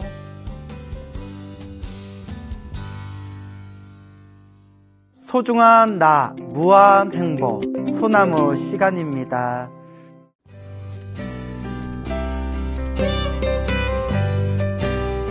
안녕하세요. 소중한 나 무한 행복 소나무 시간입니다. 여러분 만나 뵙게 되어서 진심으로 반갑습니다. 부처님 당시의 일입니다. 석가모니 부처님 때의 이야기가 되겠습니다. 2600여 년 전 석가모니 부처님이 계시던 때에 어느 큰 도시에 엄청나게 큰 부자가 살고 있었다고 합니다. 아주 재산이 많은 엄청나게 큰 부자가 있었는데 어느 날 아내를 맞이해서 결혼을 하고 10달 정도가 지난 뒤에 아들을 낳았다고 합니다. 이제 갓난 아이를 낳았는데 너무나 이쁘고 잘생기고 무엇보다 몸이 황금색이었다고 합니다. 온몸에 황금색이 가득한 그런 아이를 낳게 됩니다. 이 아이의 이름을 몸에서 황금색이 난다 해가지고 금색이라고 이름을 지었다고 합니다. 황금색이란 뜻이겠죠? 금색. 금색이라는 이름을 이제 지어주게 됩니다. 어느 날 이 금색이라는 아이가 점점 자라나서 청년이 됩니다. 인품이 아주 착하고 부모님께 지극하게 효성하는 그런 착한 청년으로 자라나게 됩니다. 이 금색이 어느 날 가까운 곳에 부처님이 계시다라는 이야기를 듣고 친구들과 함께 부처님이 계신 곳을 찾아가게 됩니다. 때마침 숲속에서 부처님께서 나무 아래 앉아서 깊은 선정에 들고 계셨습니다. 나무 아래 고요히 앉아 계시는 거룩한 부처님의 모습을 보면서 이 금색은 가슴에 엄청난 기쁨과 환희심을 느끼게 됩니다. 부처님의 발 아래 삼배를 올리고 한 곳에 편안하게 자리를 앉아서 부처님의 설법을 듣게 됩니다. 부처님께서 그 자리에 있는 사람들에게 자상한 설법을 이제 설하시게 되는데요. 그때 부처님의 법문을 듣고 이 금색이 마음에 큰 깨달음을 얻게 됩니다. 그래서 우리가 불교의 깨달음 4단계 중에서 첫 번째 1단계 수다원의 깨달음을 얻게 됩니다. 제가 지난 시간에 여러 번 말씀을 드렸죠. 우리가 불교에서 말하는 아라한이 되는 그런 4단계 중에 1단계가 수다원, 2단계가 사다함, 3단계가 아나함, 그 다음에 4단계가 아라한.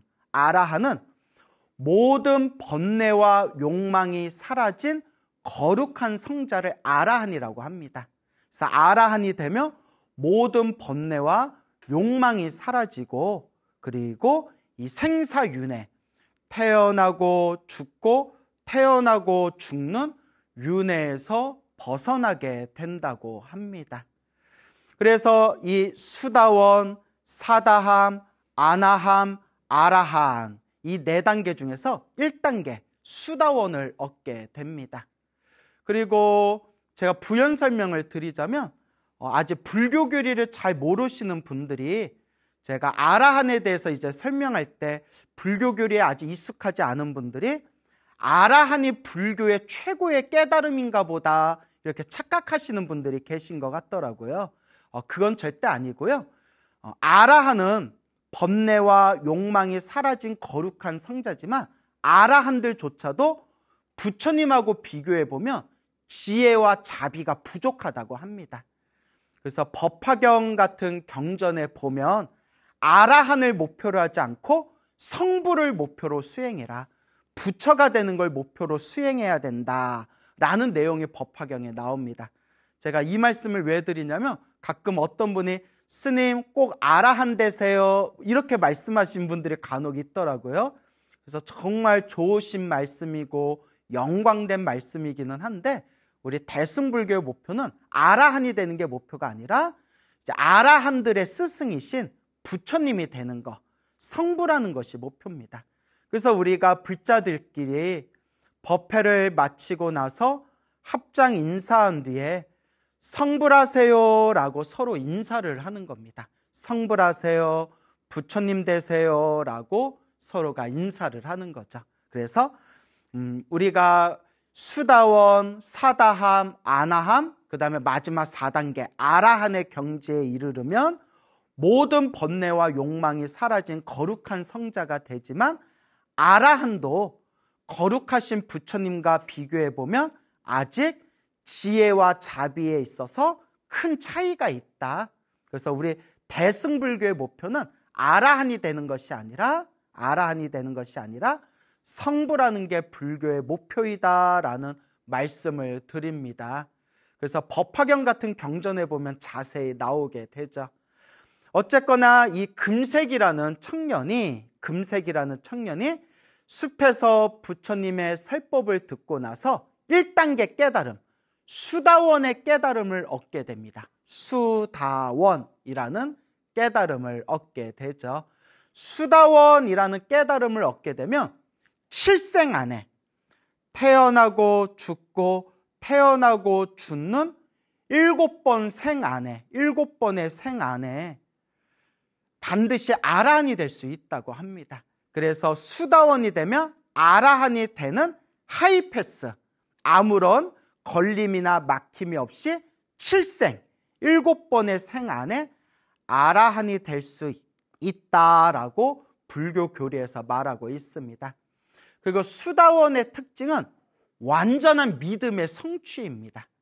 수다원이라는 1단계 깨달음을 얻게 되면 온 세상이 무너지고 온갖 고통과 괴로움이 닥친다 하더라도 절대 흔들리지 않는 부처님과 법에 대한 확고한 믿음, 확고한 중심이 세워지게 된다고 합니다.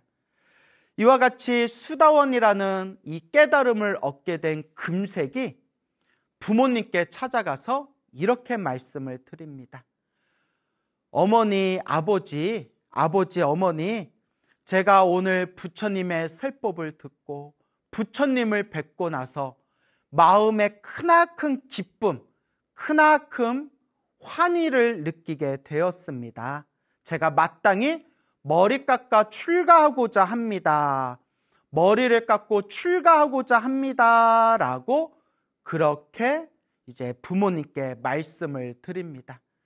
그러니까 부모님이 너무나 아들을 사랑해서 이 아들이 바라는 대로 출가하는 것을 허락하게 됩니다. 그래서 이 금색이 출가하기 위해서, 머리를 깎고 출가하기 위해서 부처님이 계신 사원을 찾아가게 됩니다. 부처님께서 자리에 앉아 계시고 부처님께 찾아가서 출가하겠다라는 그런 자신의 의사를 이제 부처님께 고합니다. 그때 부처님께서 잘 왔도다 비구여 라고 말씀하십니다.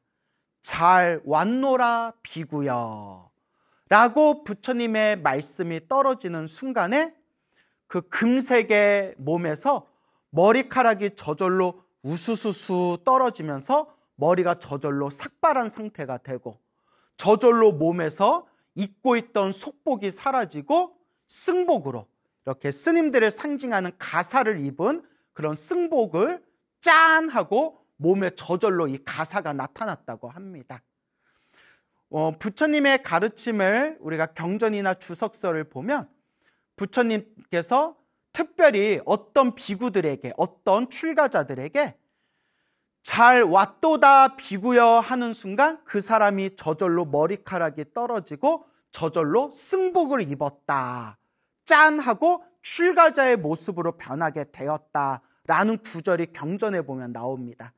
이것을 해석하고 있는 주석서에 보면 이것은 머나먼 과거 전생에서부터 복을 많이 지었고 부처님과 인연이 깊은 사람들은 부처님께서 잘 왔노라 비구여 하는 순간 머리에서 머리카락이 저절로 우수수수 떨어져서 삭발한 형태가 되고 입고 있는 속복이 승복으로 짠 하고 변하게 된다.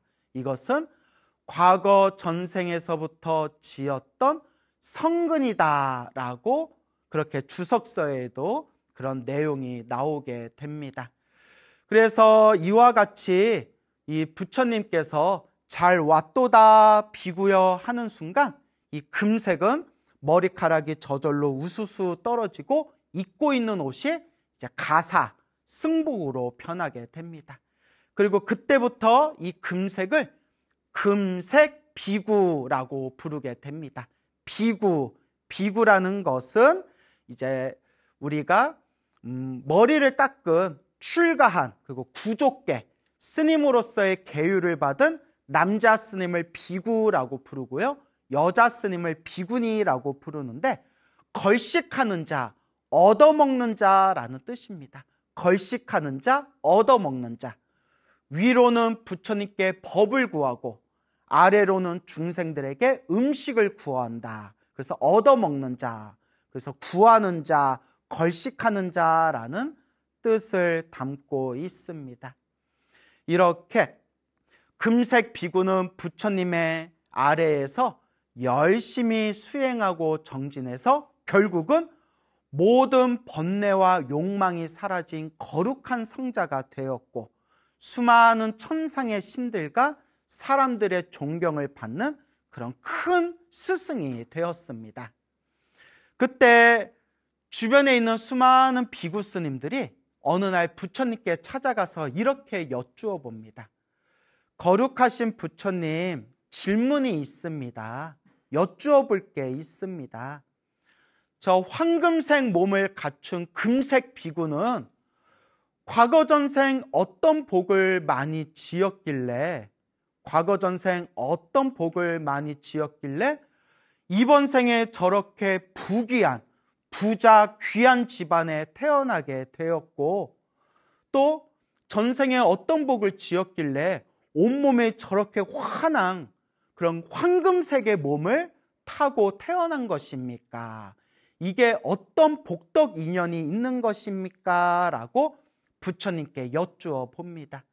그때 부처님께서 비구들에게 이렇게 말씀하십니다. 내가 그대들에게 자세히 분별해서 해설해 주겠노라. 그러니 나의 말을 잘 듣도록 해라. 라고 부처님께서 머나먼 과거 전생의 이야기를 해주십니다. 석가모니 부처님께서 이와 같이 법문을 설하십니다. 머나먼 과거 전생 91겁 전에 비바시라는 부처님이 계셨다. 91겁 전, 91겁. 겁이라는 단어가 있죠.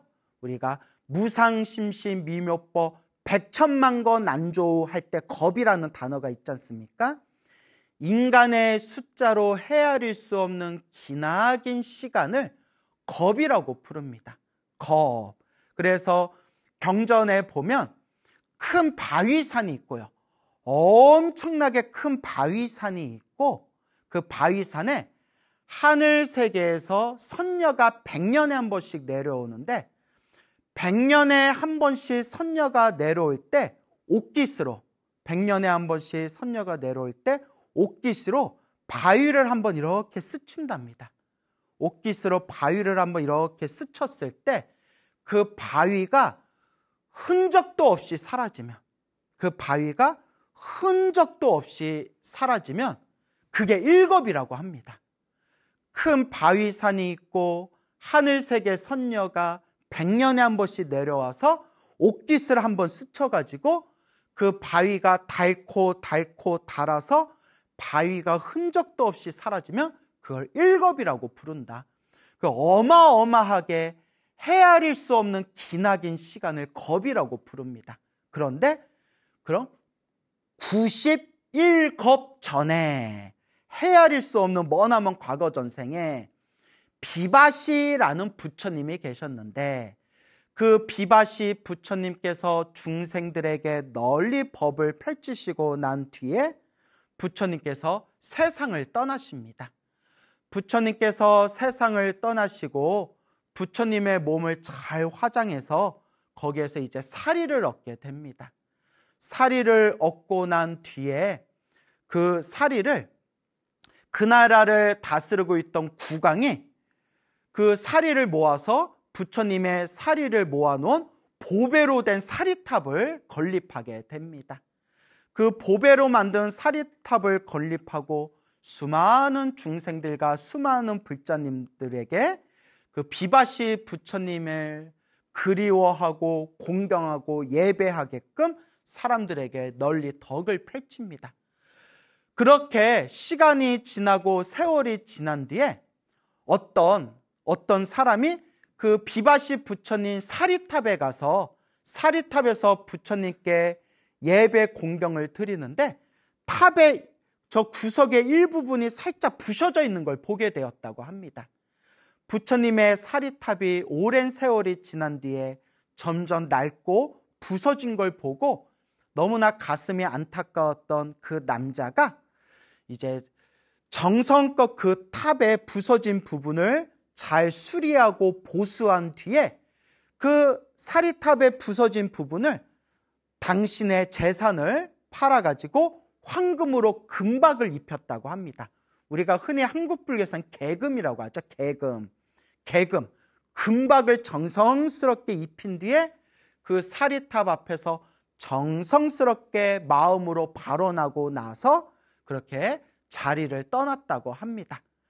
바로 그때 그 인연 공덕으로 그 남자가 그 사리탑에 부서진 구석에 그 부서진 곳을 정성스럽게 수리하고 보수하고 금박을 입혔던 그 공덕의 힘에 의해서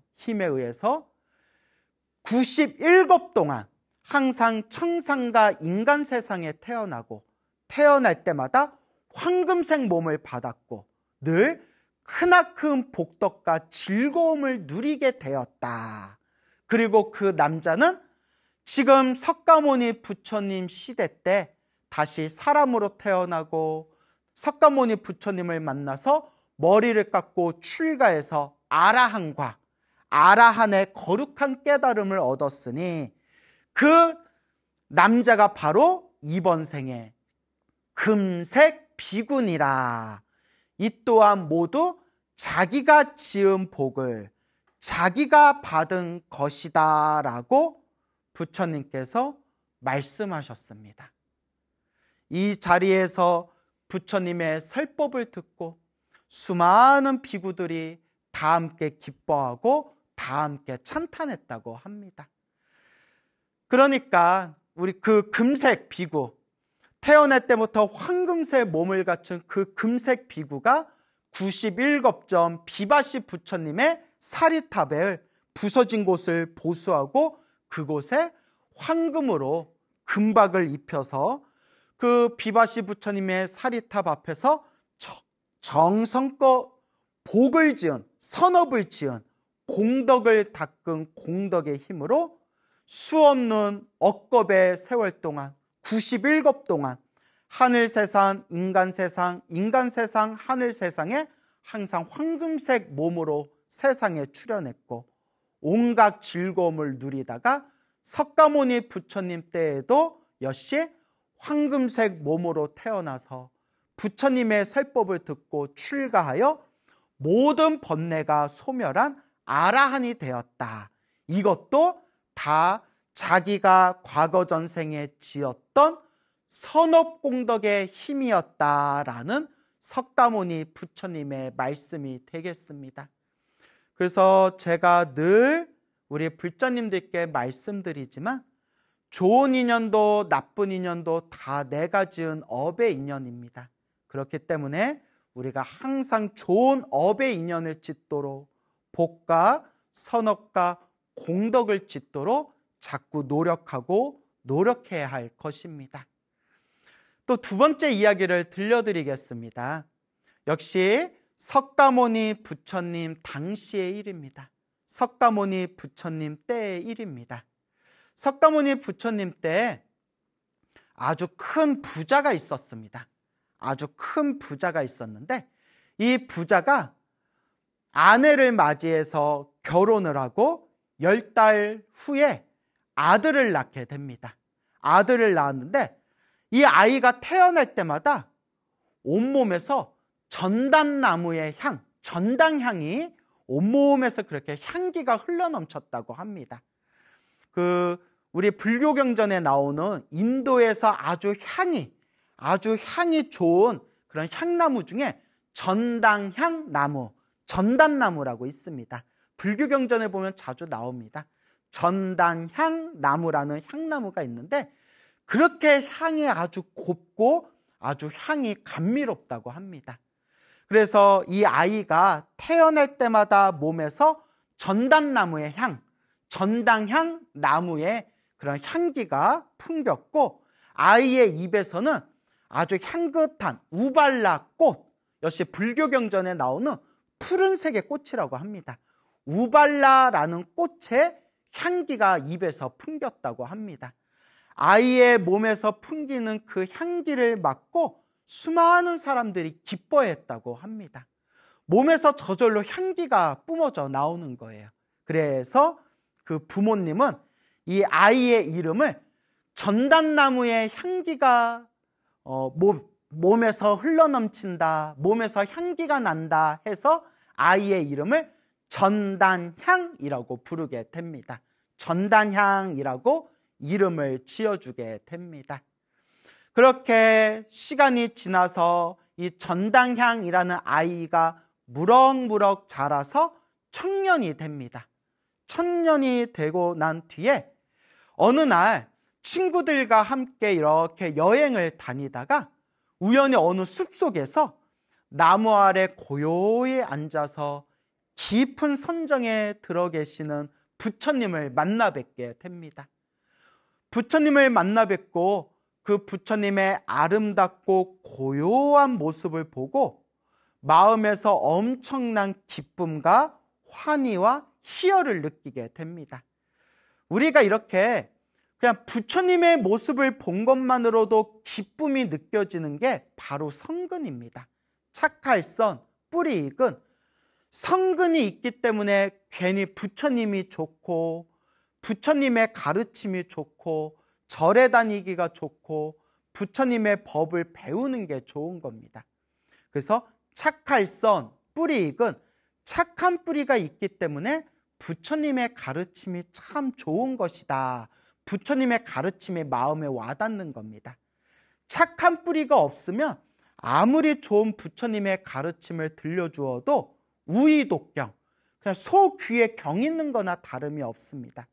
그래서 우리 주변에 보면 비록 몸은 절에 다니더라도 부처님 가르침을 그렇게 간절하게 믿거나 부처님의 법을 잘 닦지 않는 사람들이 있고, 또 처음에는 절에 열심히 다니는 것 같아도 부처님의 가르침에 깊은 믿음을 내지 못하고 결국 부처님의 법 밖으로 나가버리는 사람도 있고, 심지어는 절에서 근무하고 절에서 일을 하면서도 그냥 돈 벌려고 절에 다니는 거고 돈 벌려고 절에서 직장 생활을 할 뿐이지 전혀 부처님 가르침을 마음에 새기지 않는 그런 사람도 제가 수도 없이 많이 봤습니다. 근데 이거는 어쩔 수 없습니다. 이것도 성근입니다. 착할선, 뿌리 익은 착한 뿌리가 있어야 부처님 가르침이 참 좋구나.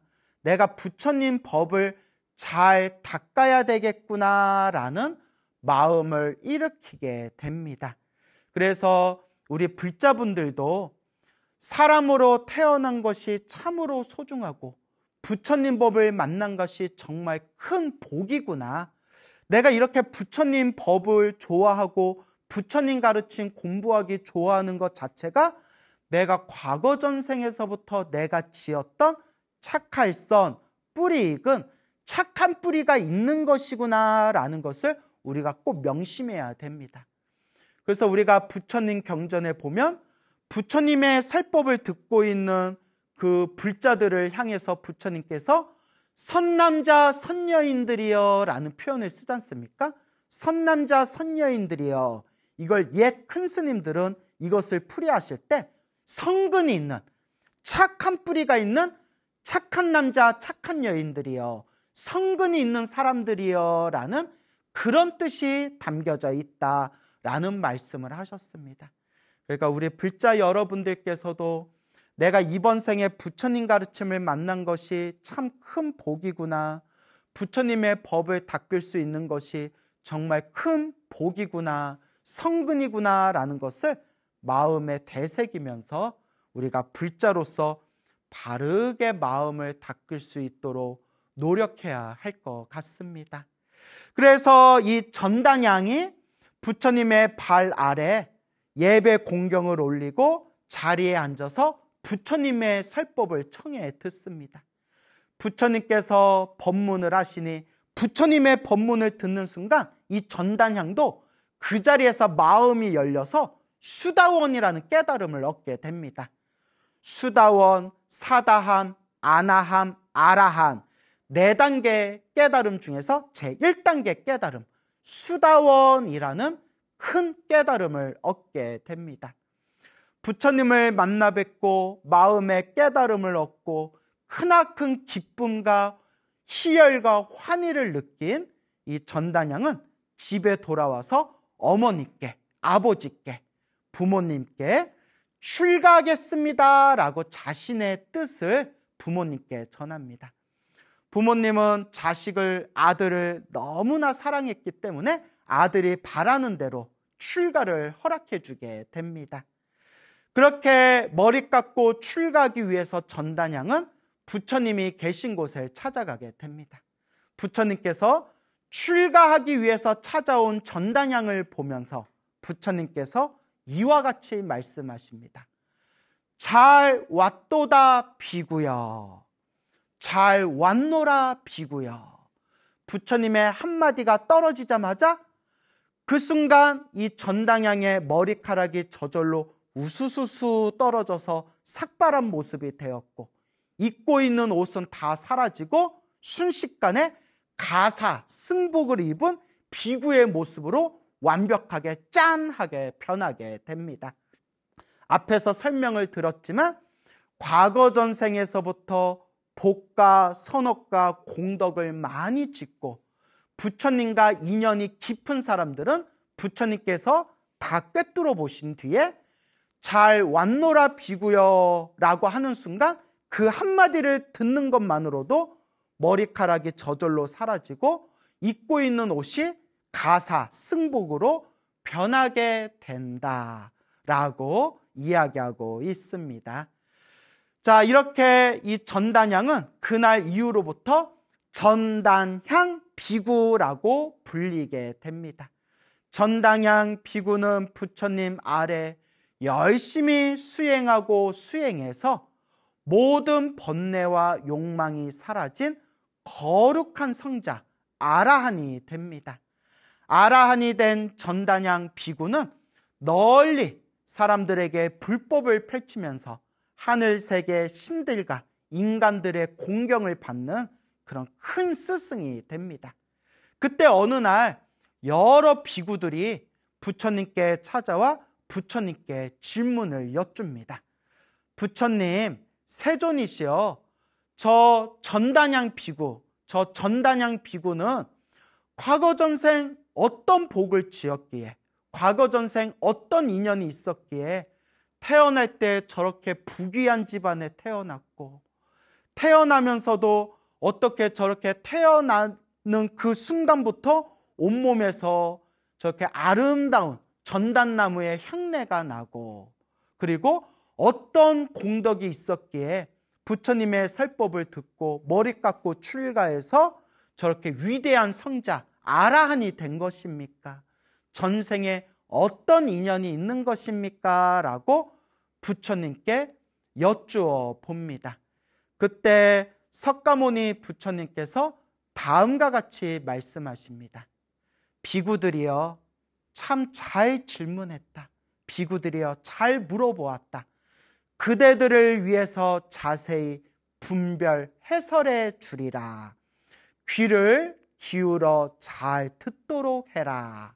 그리고 석가모니 부처님께서 그 전단양 비구의 머나먼 과거 전생 이야기를 들려주십니다. 부처님께서 이와 같이 법문을 설하십니다. 수없는 과거 전생 97겁 전에 비바시라는 부처님이 계셨다. 비바시 부처님께서 널리 중생들에게 법을 설하시고 나서 이 세상을 떠나셨다. 비바시 부처님이 세상을 떠나시고 난 뒤에 비바시 부처님의 몸을 화장을 해서 다비식을 올린 뒤에 그 비바시 부처님의 사리를 모아서 그 나라를 다스리고 있던 국왕이 정성껏 비바시 부처님의 보배 사리탑을 건립해서 널리 중생들에게 덕을 펼쳤다. 그렇게 수많은 불자들과 수많은 중생들이 비바시 부처님의 보배 사리탑에 와서 예배하고 공경하고 공덕을 지었는데, 그때 어느 한 남자가 비바시 부처님 사리탑을 찾아오게 되었다.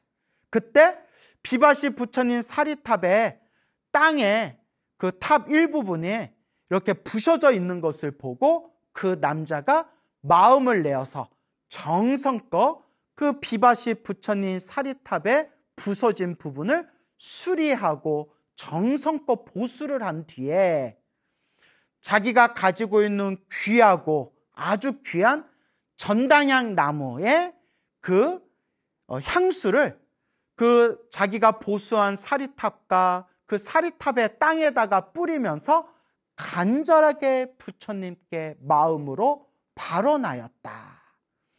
이와 같이 비바시 부처님의 사리탑의 부서진 부분을 정성껏 수리하고 보수하고, 또한 그 비바시 부처님의 사리탑과 그 사리탑이 있는 땅에다가 아름다운 향냄새가 나는 전당향의 향수를 뿌리고 공양을 올린 그 공덕의 힘으로 그 남자는 97 동안 태어날 때마다 하늘 세계와 인간 세계에서 크나큰 행복과 즐거움을 누렸고, 태어날 때마다 항상 사람들이 좋아하고 사람들이 즐거워하는 그런 아름다운 향기가 저절로 몸에서 풍기게 되었다.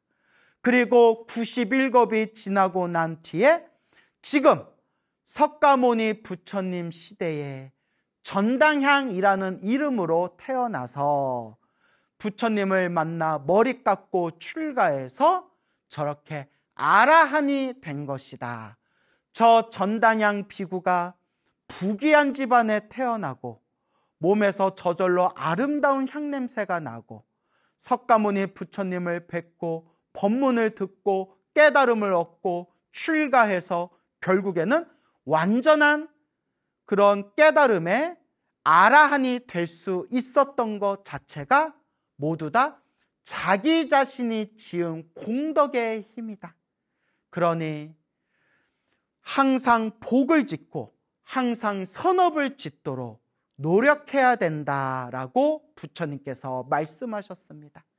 이 자리에서 석가모니 부처님의 법문을 들은 그 자리에 있는 비구 스님들과 수많은 불자님들이 다 함께 기뻐하고 다 함께 찬탄하였다고 합니다. 오늘 여러분들께 금색 비구의 전생 공덕과 전당향 비구의 전생 공덕에 대해서 이렇게 여러분들의 인연담에 대해서 말씀을 드렸습니다. 제가 불자님들께 늘 귀가 따갑도록 말씀을 드리지 않습니까?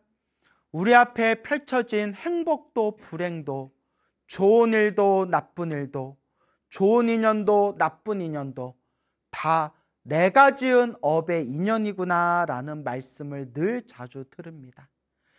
우리 부처님 법을 믿는 불자라면 다른 사람들은 몰라도 부처님 법을 믿고 부처님 법을 닦는 불자라면 모든 게 인연법이라는 것을 믿고 의지해야 됩니다.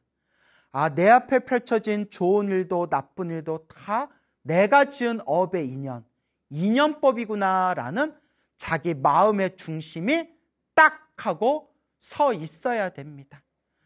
인생을 살아가면서 누구나 힘들고 괴롭고 답답할 때가 있습니다. 이 세상 자체가 사바세계라고 합니다. 참아야만 살 수 있는 세계입니다. 그렇기 때문에 우리가 인생을 살다 보면 물론 좋은 일, 즐거운 일도 있지만 힘들고 괴롭고 답답한 일도 있습니다. 힘들고 괴롭고 답답한 일이 생길수록 내가 과거 전생에 참 박복하게 살았구나. 내가 전생에 복을 짓지 않고 내가 전생에 내가 업보를 많이 지었구나. 스스로를 반성하면서 이번 생에라도 내 업장을 소멸하고 내 복을 짓도록, 내 선업을 짓도록, 내 공덕을 닦도록 끊임없이 노력해야 됩니다. 부처님께서 분명히 자기가 지은 업은 자기가 받는다고 했습니다. 다만 이번 생에 받을 수도 있고 이번 생에 안 받을 수도 있습니다. 하지만 다음 생, 다다음 생이라도 반드시 내가 지은 업은 받을 수밖에 없다고 합니다. 우리가 이번 생에 부처님께 열심히 기도하고 열심히 복과 선업을 지었는데도 내가 원하는 대로 일이 풀리지 않는 것은 아직 나의 복의 힘이 부족하기 때문입니다. 하지만 내가 원하는 대로 일이 풀리건 안 풀리건 그냥 부처님을 믿고 의지하고 복과 선업과 공덕을 잘 닦으면 이 금색 비구와 같이 이 전단양 비구와 같이 제가 오늘 설명해 드린 이 두 분의 거룩한 성자들과 같이 반드시 내가 지은 복은 반드시 내가 받게 됩니다. 바르게 지어야 됩니다. 지혜롭게 지어야 됩니다.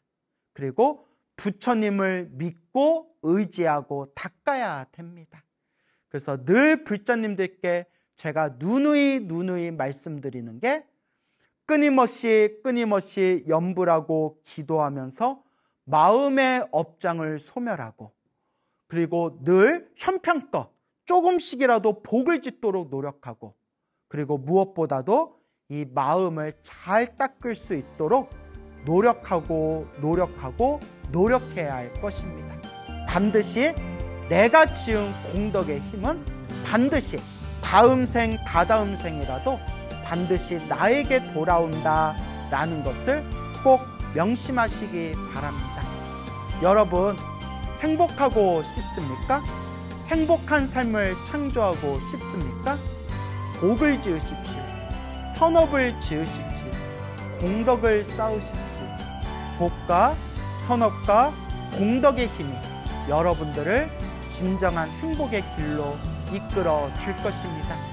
여러분, 성불하십시오.